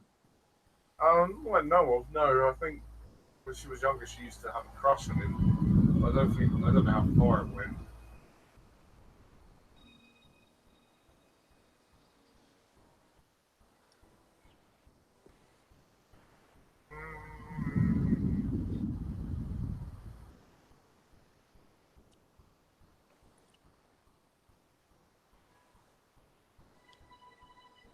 Oh.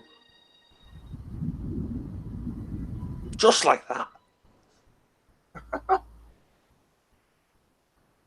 In there, it's bloody warm. Oh, Yeah. I've got a couple of fans on the moment. She looks pissed. Ron.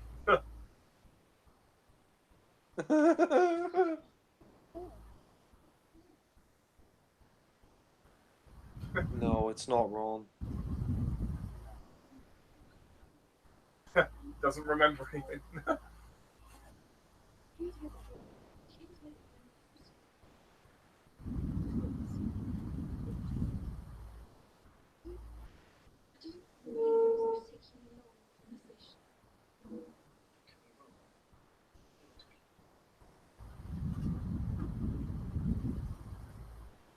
No shit. Feeling the wrath of that woman. Well, Lavender.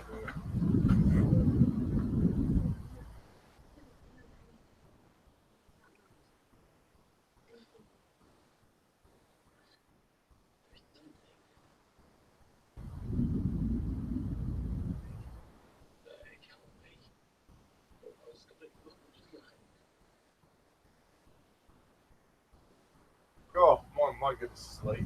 It's 12. You can tell Hermione's very happy. Second December.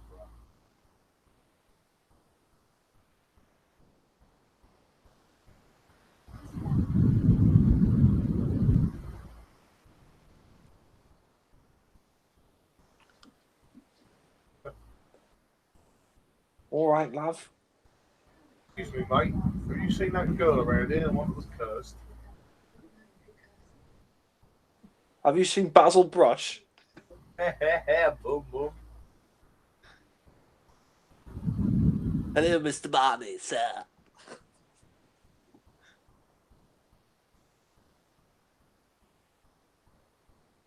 Oh shit. What's up with him? He's acting very weird. You having a relationship with her?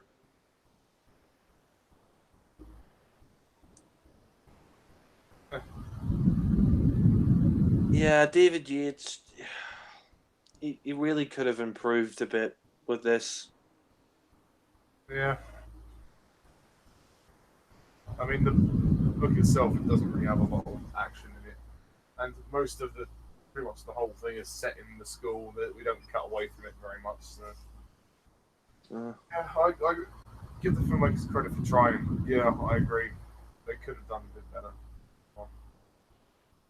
Yeah, you can never see Malfoy and Harry being buddies. Never.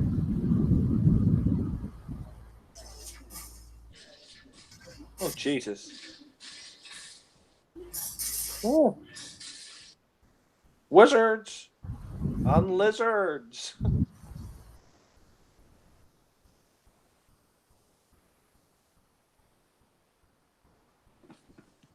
Get him, Harry, get him!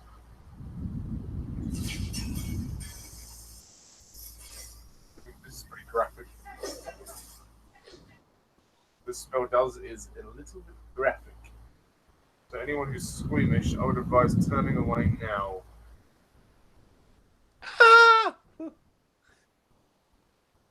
Must have turned him into Harry.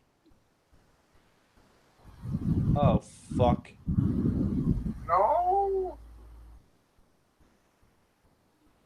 Harry's a murderer?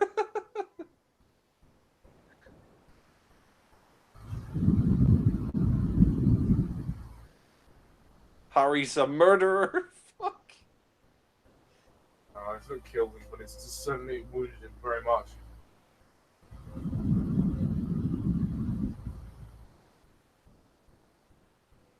He's not dead, is he?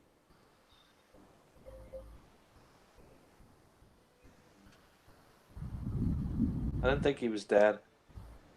No, it would be very drastic how he would be expelled. He must get detention for that. Fuck.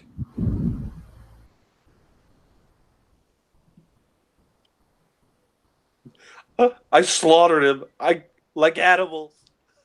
I hate them.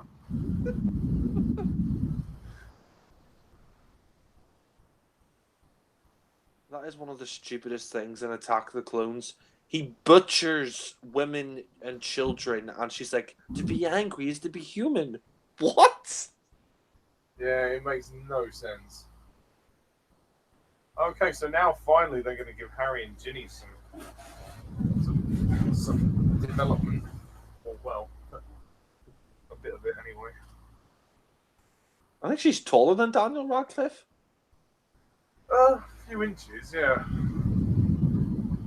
I think Danny boy must be a bit pissed off. Used to be smaller than me, bitch.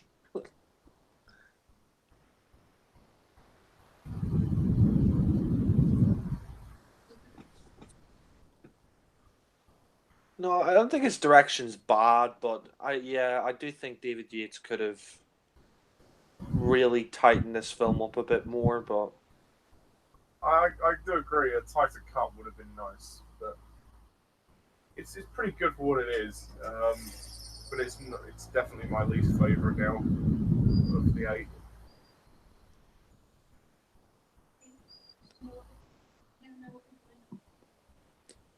looks like Dumbledore's robe, this red one for a minute.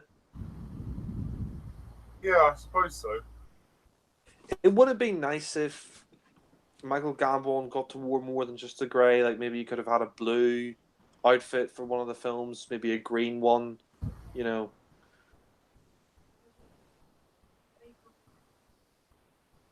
Oh, she's gonna get naked. You wish.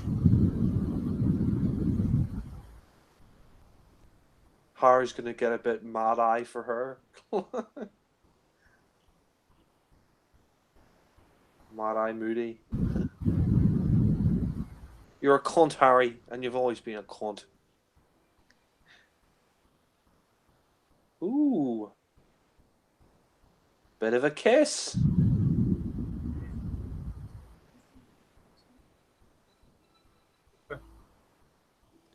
Did you say I could stay in your bed as well? Said I could stay hidden up here too, if you like. Oh, she's flirting.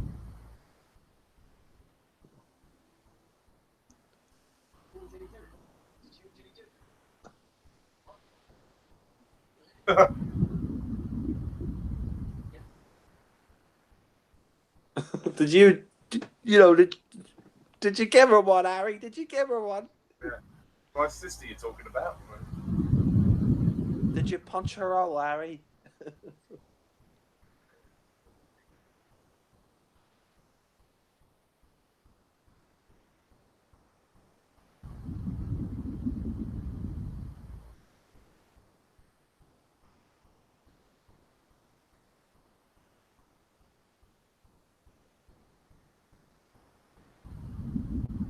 Oh. I think Radcliffe's pretty funny in this film. The scene coming up as well, especially, is a bit more lighter on air than he did previously.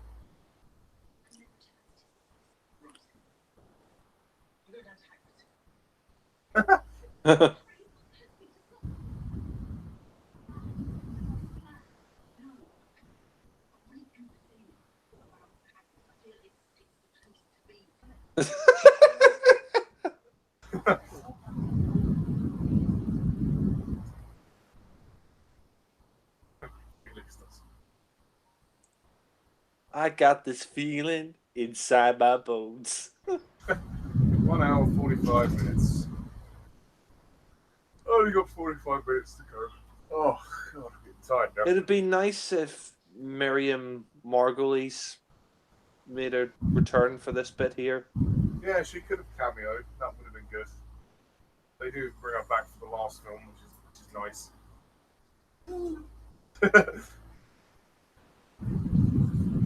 Troll in the dungeon. Merlin's beard.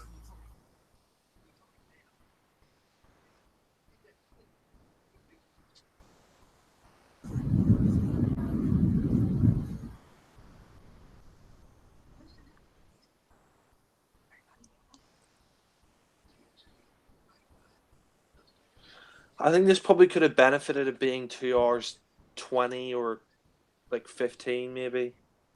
Yeah, I agree. It's a little too long.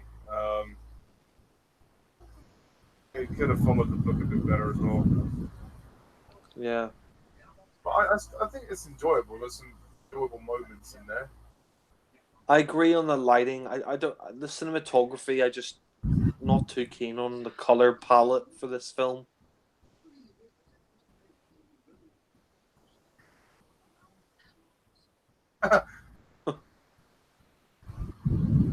Potter, you really are insufferable.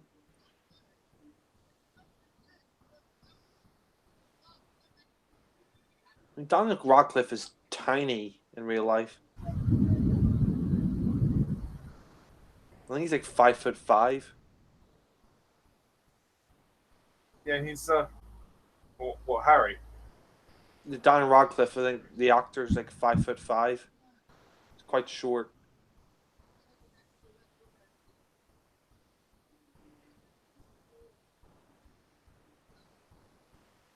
Oh, poor Aragorn.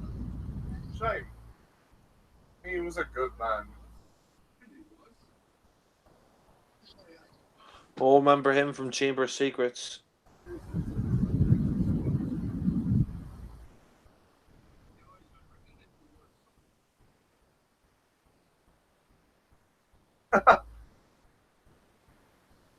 Oh. Never been arachnophobic, thank God. Yeah. I don't mind them, you know, as long as they're not too big and yeah, like tarantulas. I probably would be a bit squeamish, but the other ones aren't too bad. I prefer spiders to flies. Lions, tigers, bears. Oh my! Oh my!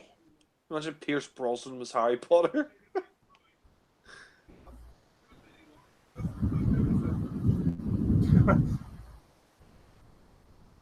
That's a shame. No. Oh, Hagrid. Really forgot his name then.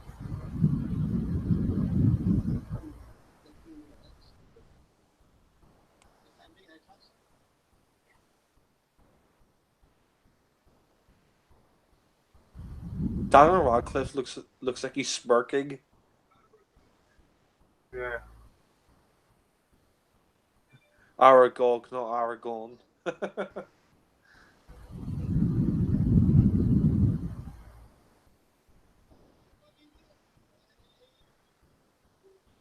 Don't know why Harry cares that much. I mean, he tried to kill him in the Chamber of Secrets.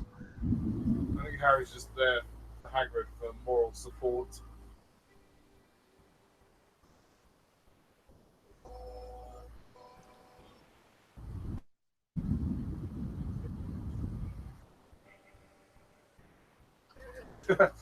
Yeah.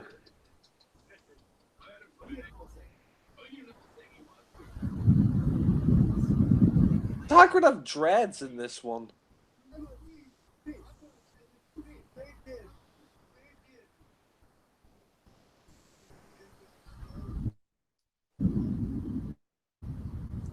Great idea of J.K. Rowling to have Robbie Coltrane as Hagrid.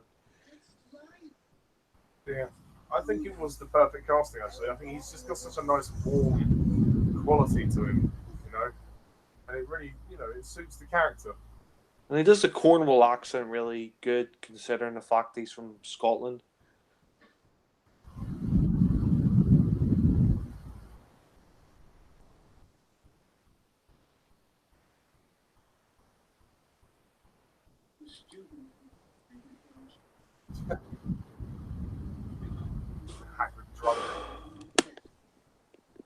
Still got about 43 minutes left. Yeah. We'll get to the climax very soon. After the fifth one, there's not much Voldemort at all in this film. No, in this film, it's only flashbacks. We see Voldemort physically in next two films, and that's good. So I guess it's only really this film and Prisoner of Azkaban. that he's not really in it, yeah.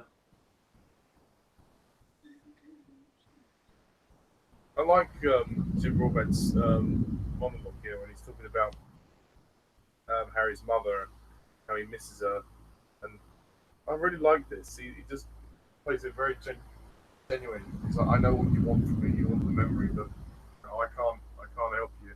He's because he feels guilty that he told Voldemort about the Horcruxes, and he feels like that was all down to him.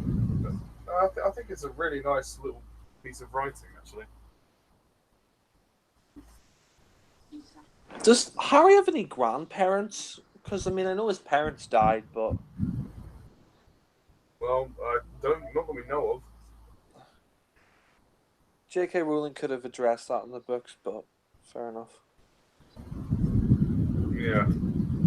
Just gonna go to the loo, man. I'm gonna leave my thing playing, but I'll be back, so don't pause it. Yeah.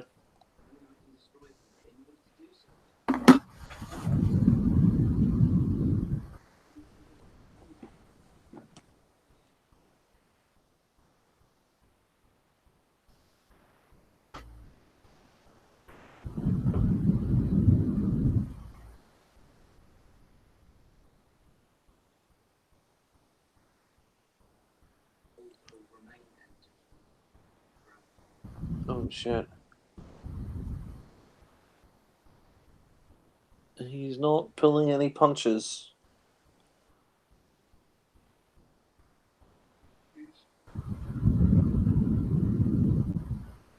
It is a bit of a shame that David Yates has directed all the films. Not that he's a bad director or anything, but it would have been preferable if had some other directors in there as well to kind of give us a different take on Harry Potter.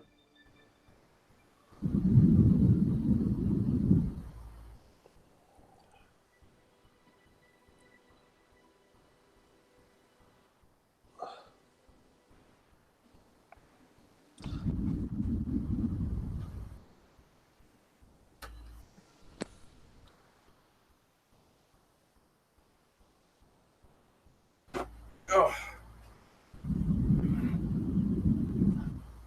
You back? Gosh. Shit, where's my oh, that's it. Horcrux. He likes whores, doesn't he? Yeah. Oh. If you think about it, I mean, Voldemort, like, hated his dad because he wasn't pure blood. Yeah, Voldemort seems to hate a lot of people. He's not really love anybody. It's a shame.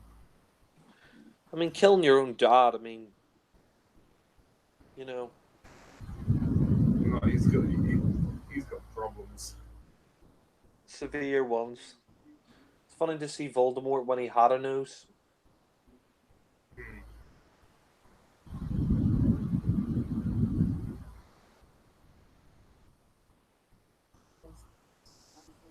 I think Ralph Fiennes was a perfect choice to play Voldemort. I agree. I think he plays the part with so much energy. Well, particularly in the last film, but also like in his first scene in the Goblet of Fire when he's resurrected. Yeah.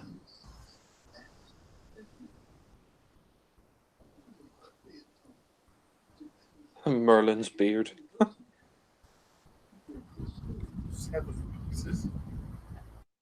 Sweet Odin's raven.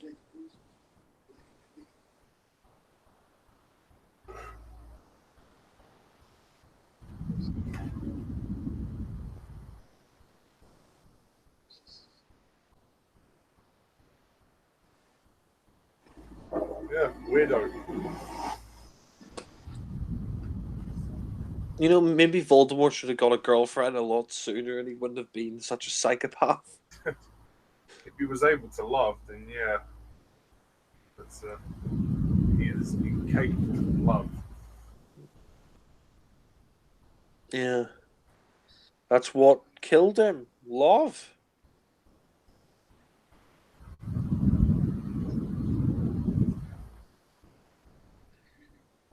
I always find Michael Gambon's like beard, like I don't get that little thing he has in the middle of it. Like what, the ponytail? Yeah, and his beard, it just looks a bit shit, to be honest. But I guess it's to make him look more different to Richard Harris, I suppose. yeah.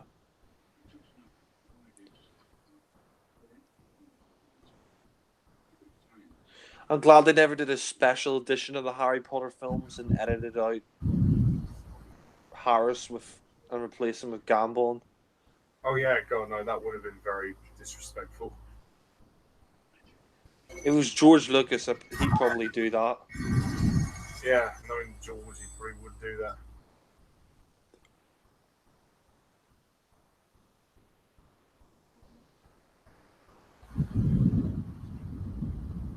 I think I prefer the red outfit that Harris wore. But that's just me. Yeah, I mean, Gambon's Dumbledore definitely they tried to make look very distinctive with the grey. I mean, I think it works. It took me a while to grow on, but I think it works what it is. And Richard Harris one also works very easily. But if I had the choice, I would have had Harris back, but obviously I didn't have the choice. So because he was dead. Yeah, the way the cookie crumbles. He looks like Gandalf the Grey there with like the hat. Fly, you fools! Fuck you.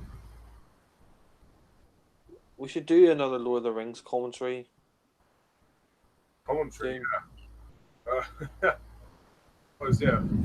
Fellowship of the Ring this time. We need 3 hours to spare. Yeah. I mean, I know you don't have the box set anymore, but you should try and borrow your dad's DVD of Godfather 2, but... Yeah, I'm sure I can access it somehow.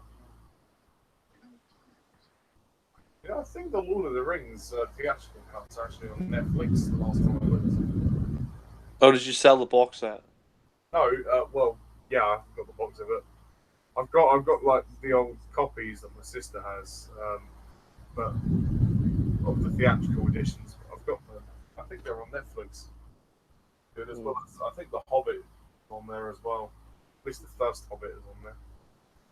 Yeah.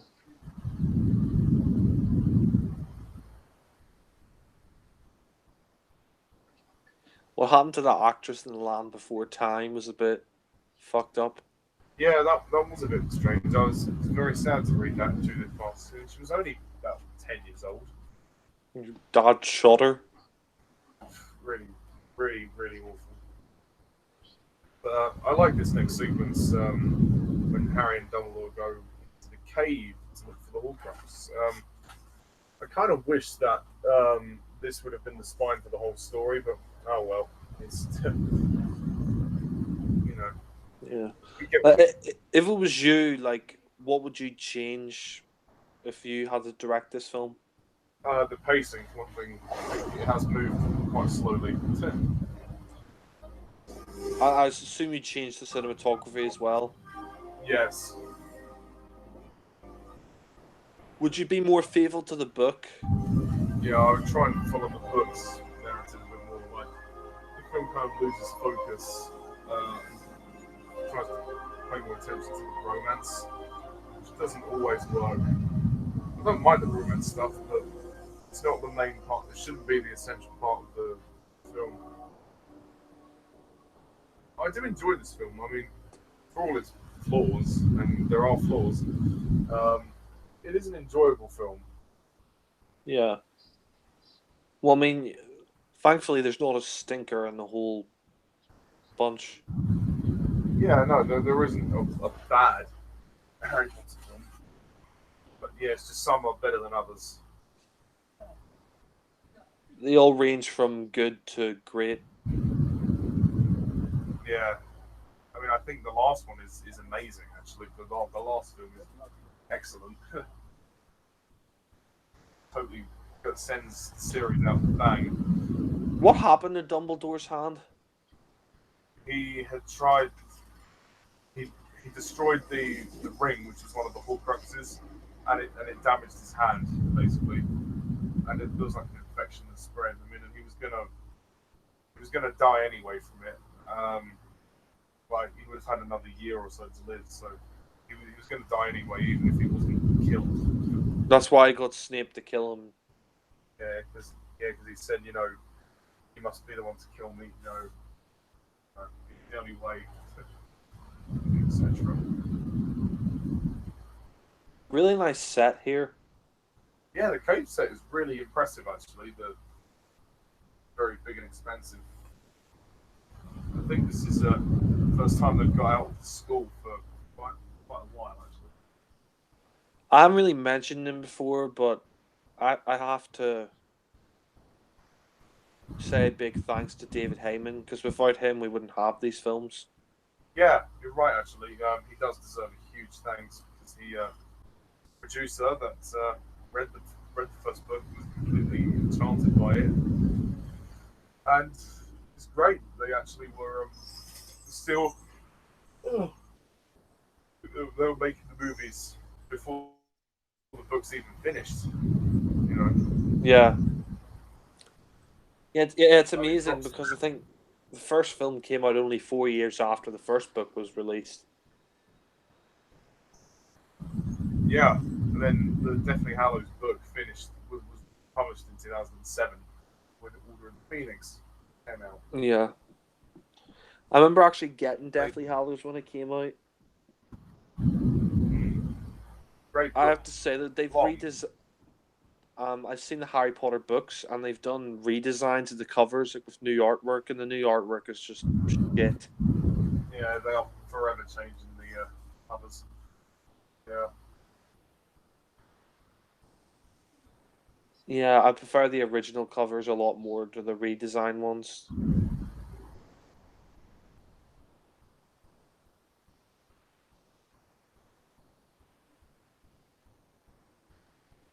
It's a really dark, scary scene. Dumbledore has to drink the liquid that is preventing him from getting to the Horcrux. And it's going to mess with his head. I like the acting between the two of them there when Harry's trying to force him to drink, and then He's like, "No, kill me!" But there's some really, really intense moments in this film. That is definitely one of them. I was going to ask you, do you prefer the films or the books? Well, I mean, I prefer the films in the sense that the stories are more condensed, that I can follow the films easier. But I do really love the books. I prefer, I think 5 and 6. I prefer the films, but the books are still good. But all the others, I'd say maybe the books are a little bit better in terms of attention to detail. Oh shit.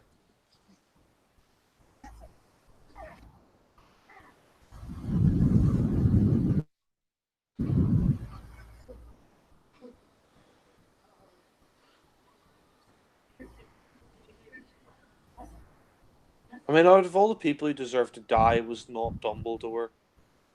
Yeah, he had quite a hard life actually. To be fair, especially being gay as well. Sort of lost the love of his life really. It was Grindelwald.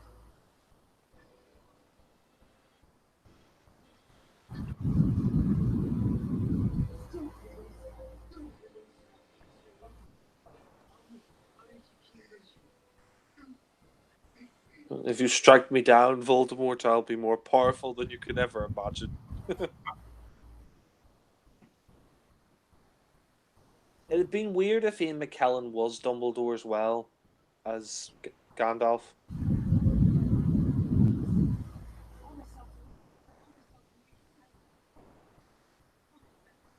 It's quite a sad scene. It is actually, yeah. Brilliantly acted.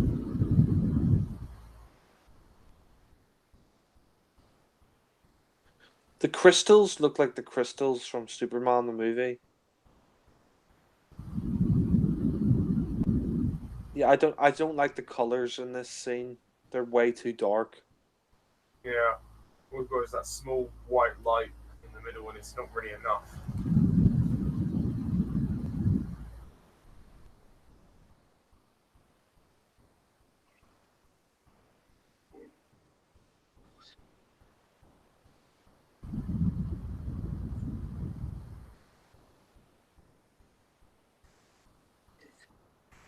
Well, they found the Horcrux. That's the good news. Dumbledore has to pay the ultimate price, sadly.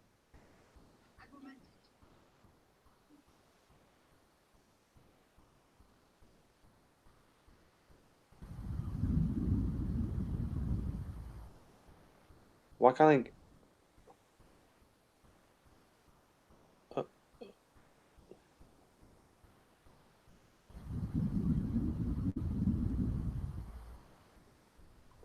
I mean, Voldemort wasn't such an evil bastard. Everyone could live a simple life. Yeah.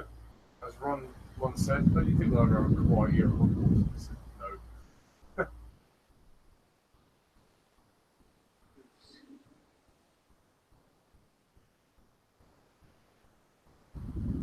Well, I didn't know this till recently, but Daniel Radcliffe's dad's from Northern Ireland. Oh, really? Yeah. Is that close to where you are? He lives in Banbridge. He was from Banbridge, I think.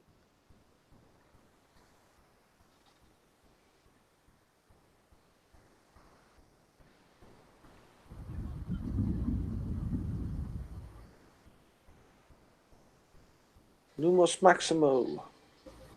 Ugh. Yeah. Not pleasant.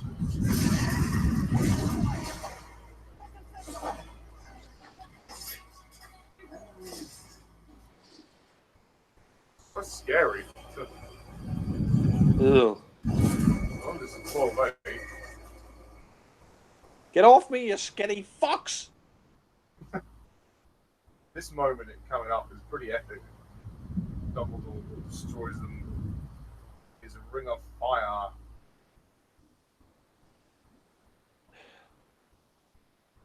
That's the thing, though. Harry never has a quiet year at Hogwarts. Yeah. You'd be lucky to even get a quiet day at Hogwarts.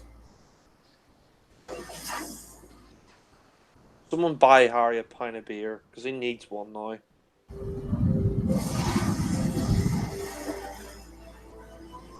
Of course, this was the scene in the book that they had on the front of the cover. Harry and Dumbledore surrounded by flames. Great book cover. Very iconic image.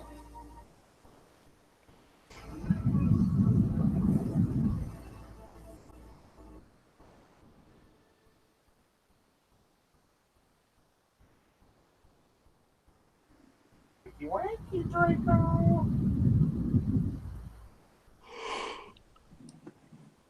Oh, and in the end, we've only got 20 minutes left. 22 minutes left. You're right about Bellatrix. She doesn't get much to do. It's a shame that Dobby isn't in the films as much either, because I mean he was in the books a lot more. Yeah, but I mean Bellatrix would kind of get her big moment in the next film anyway, and definitely how it's part 1. That's towards the end, so yeah, even then she still doesn't get a huge amount to do.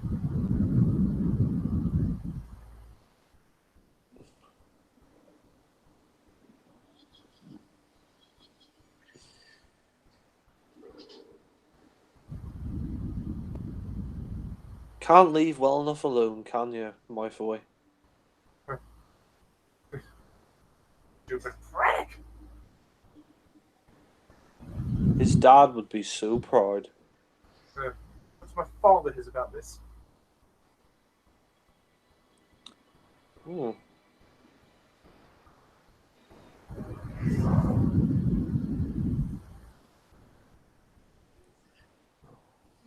No one could ever replace Dumbledore as the head of the school. He will always be the greatest headmaster Hogwarts ever had. Oh yeah, and one of the most powerful wizards in the world against Voldemort. Who do you think would win, Dumbledore or Gandalf? Oh, it's a hard question. But no, they both put up a pretty good fight.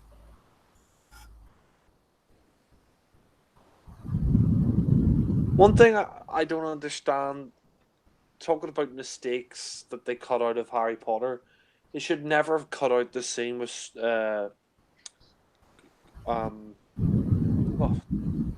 forgotten his name from Return of the King, Christopher Lee's character. Oh, the his death scene. Yeah. They had a lot of problems editing it, and in the end they thought, "Oh, to hell with it, we'll have to just cut it out." And then they put it back in the extended edition, which is nice. Yeah, great scene. Apparently Christopher Lee was pissed off with that. He was very annoyed about it, but then he was told they were putting it in the extended cut, and he was a bit happier. He was like, oh, "Okay, that's good." My fool, you little shit. This guy's your headmaster and you're threatening him like this?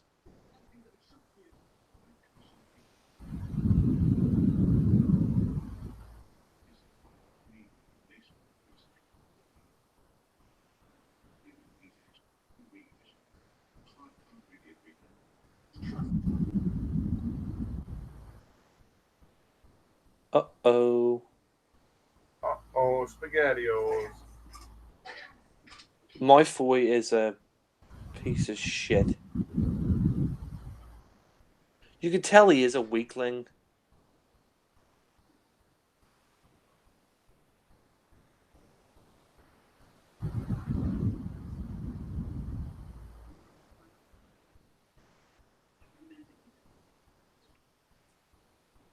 Oh, this was long. Yeah, this is dragging, sadly. You say it's your least favourite. Maybe, yeah. I don't know, the pacing just is not the best on this one. Yeah.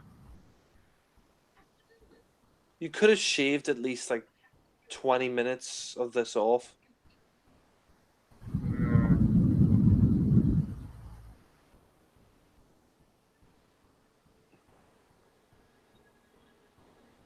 Uh-oh.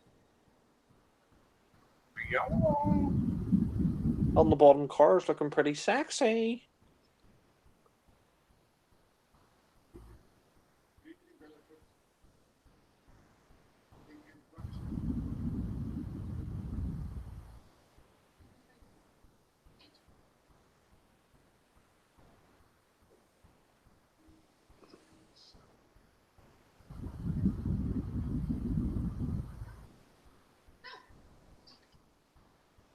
Uh-oh.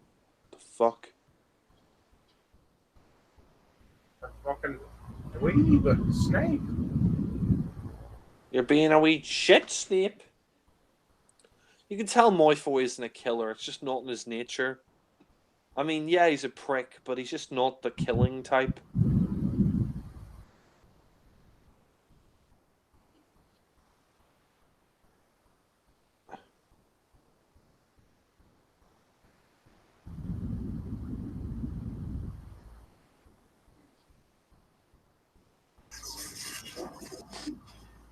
There we go. What's done is done. Uh-oh. Of course, Harry thinks that Snape is a bad guy.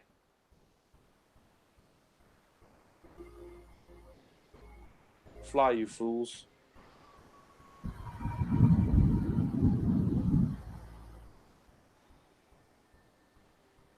Oh, such a shame Dumbledore had to die. It went out in a pretty spectacular fashion over the edge of the balcony. You can tell Malfoy was kind of disturbed by his death. You know, this was a missed opportunity because in the book, there's a bit of a sort of huge fight sequence in the school, but instead they changed it to them just being chased outside the school. I don't understand why they did that. Yeah. I think there are quite a few missed opportunities here, but, you know, still good.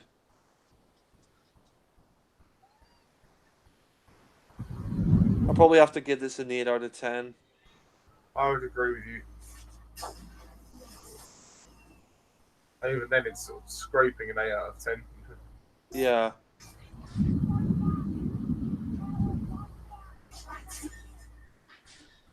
Oh, shit.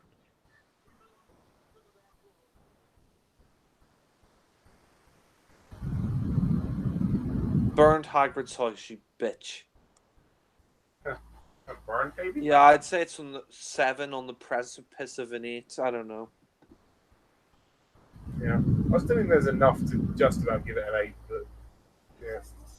It is slow and disappointing after previous few films, but it's still good. I still like it. Yeah. You'd say Order of the Phoenix was a wafer thin improvement. Yeah, Order of the Phoenix is a little bit better than this. Nice.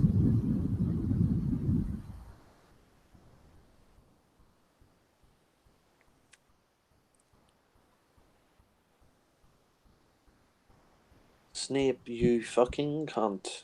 We trusted you. You're a good cunt, though.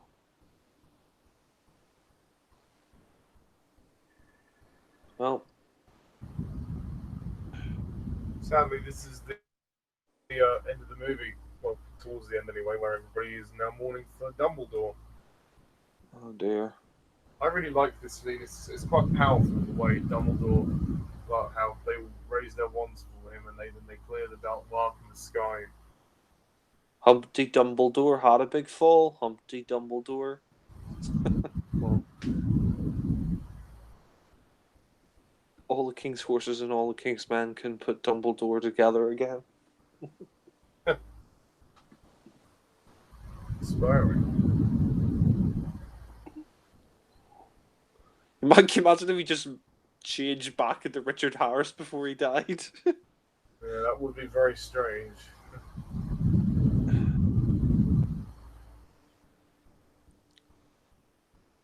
Oh dear. I mean, it's even worse for Harry because he saw Dumbledore die. Yeah, I love the music in this scene. Even Hermione's crying. He was a good man. Great headmaster.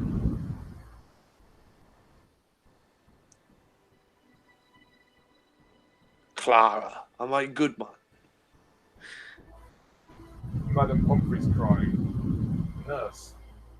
Luna isn't crying, funnily enough. I know she is. Yeah, she's got a little tear down her face. They all love Dumbledore. This is a nicely directed scene. Yeah. Oh. I mean, if Harry didn't beat Voldemort, it would be the biggest cop-out ever.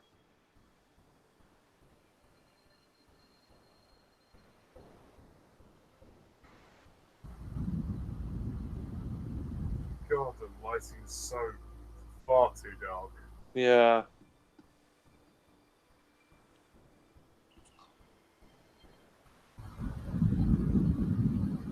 You think they learned from Prisoner of Azkaban that, you know, not have the lighting as dark as that, but obviously not.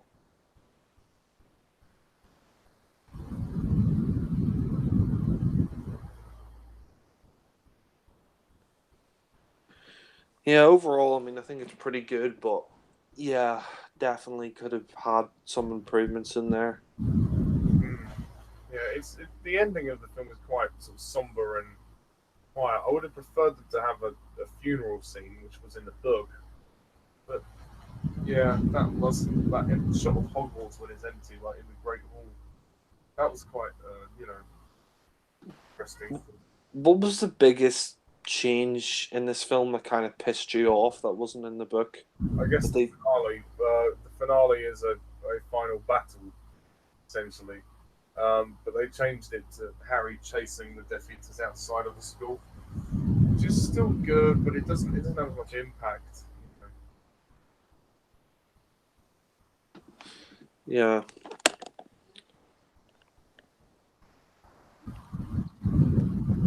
We've still got 13 minutes left. Yeah, which also includes the credits, so we're almost there. That's nice. You meant a great deal to him. It's nice that they brought back that oil from the first two films. Oh, you mean the Phoenix Hawks? Yeah, sorry, the Phoenix, yeah, on the staircase. Oh yeah, nice to see him again.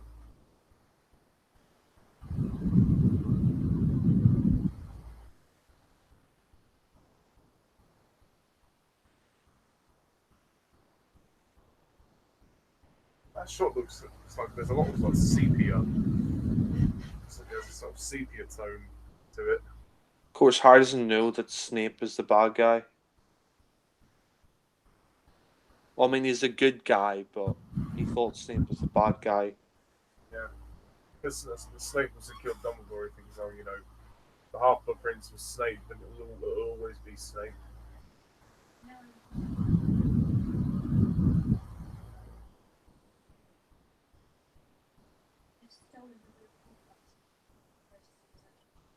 Emma Watson's got a nice bum.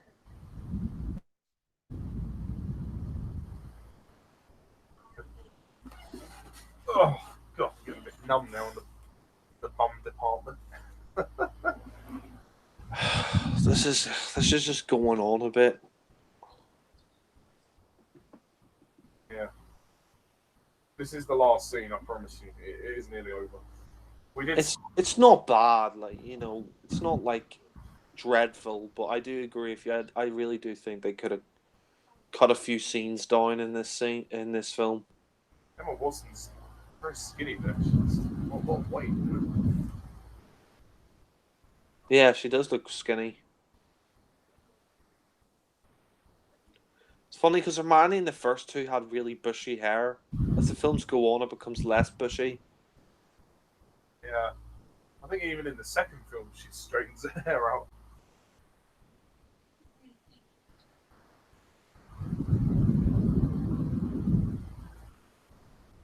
Yes, he does. I think this film, out of the 8 films, is probably the most troubled, but it's still good. I mean, I like it, but it's I think also because we started it late as well, and it's nearly 25 to 1 in the morning. So Yeah. But I think it's quite a funny movie. It's some good humor, and the moments of action that are there are good.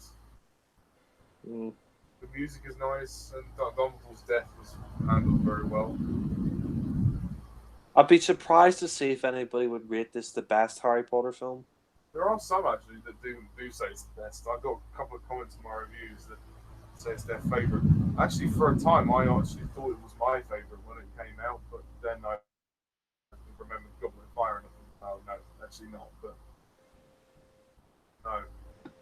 Was there ever a time that Deathly Hallows Part 2 was your favourite? Possibly. I don't really think so. Yeah. So that is the Half-Blood Prince. So, Jack, overall, what are your thoughts on this film? I mean, overall, I think it's a good film, but I agree with you. There are some problems. Like, they could have been a bit more faithful to the book. I do think the pacing at times is too slow.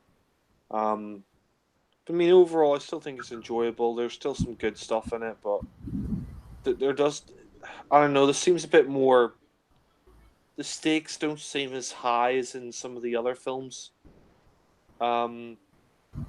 It's still a fun watch though. And Dumbledore's death, that was done well, and I mean it's a decent film, so I'll probably give it an 8 out of 10. Yeah, and also you agree that the lighting is not very good. Yeah, someone just turn up the contrast, please. Like for God's sake, but yeah. Yeah. Well, I pretty much agree with you. I mean, yeah, it's a good film. It's my least favorite of the 8 films, but I still think there is enough to enjoy. It is quite slow in areas, and it could have been tighter in the pacing. Maybe was a little too long, 2.5 hours, but it's still got some good bits in it. Like Jim Broadbent as Slughorn, he's got some great moments.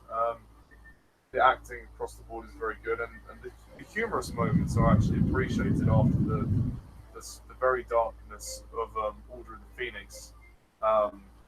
Well, I love the climax in the cave, and I like the final confrontation with Draco and Dumbledore, and then proceeding to Dumbledore's death, handled very well. And that last emotional moment when they all raise their wands for him, that's very good. At times the film does lose focus a bit and kind of goes into kind of the romantic comedy areas, and which it shouldn't do, and it didn't give us enough what we wanted, which was the Harry Dumbledore vault, looking forward on his past, finding the Horcruxes. It didn't give us enough of that. So it's the most uneven of the Potter films, but I'm not going to say that it's bad because I do really enjoy it. The music is great. Like the bathroom fight was good. The burrow fight sequence was good as well. The romance stuff is good, but it's just they focus on it too much. And it could have been tighter in the pacing. But David Yates did do a good job directing it, and it was nice to see Quidditch back. Actually, Quidditch was a welcome return, although it was a bit more rough and physical than it was before. Nice to see Ron get some romance as well. Yeah, and obviously the end of the film leaves things open for the next film. Yeah. Oh. Excuse me. And also the scene with Aragog was pretty cool as well. But yeah, not the best, unfortunately. It's the weakest of the 8 films, but still a good film. Considering how difficult the book is to adapt, they've done a pretty decent job. But it just isn't perfect, so I have to give it an 8 out of 10. I also enjoyed the music score by Nicholas Hooper. And the production design is very good, and I also like the flashbacks. I do see them, but the biggest issue with this film is the lighting. The lighting is far too dark. To the extent you can't see certain shots, and that is a really big problem.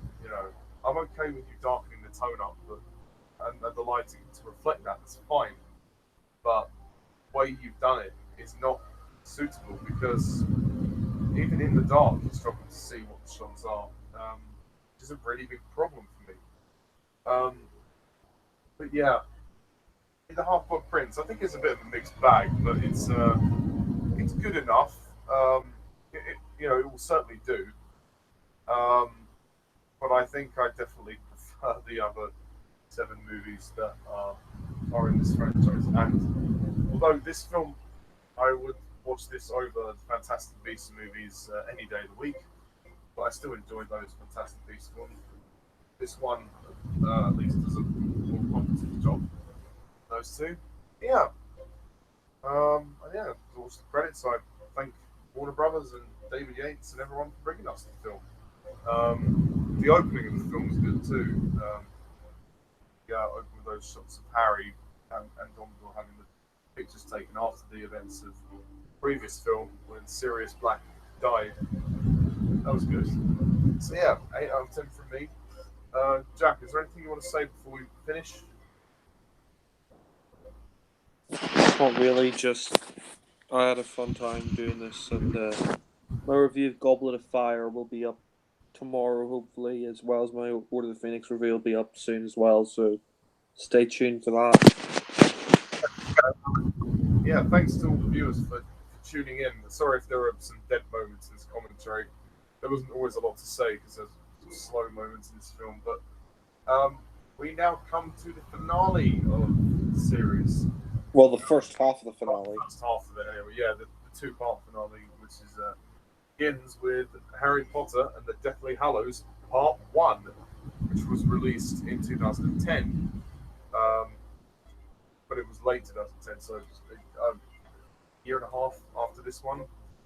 So yeah, and then the Part 2, which was in summer of 2011. So yeah, we will be doing those commentaries soon, and then we will have to redo the Prisoner of Azkaban one as well. Yeah, because unfortunately that got fucking striked. Yeah, rather unfortunately. Yeah, no. Yeah, enjoyable film, Half-Blood Prince, and stay tuned for other commentaries and videos. So yeah, that's kind of it. So thank you guys all for watching and listening. I'm Ollie, this is Jack. Mischief managed.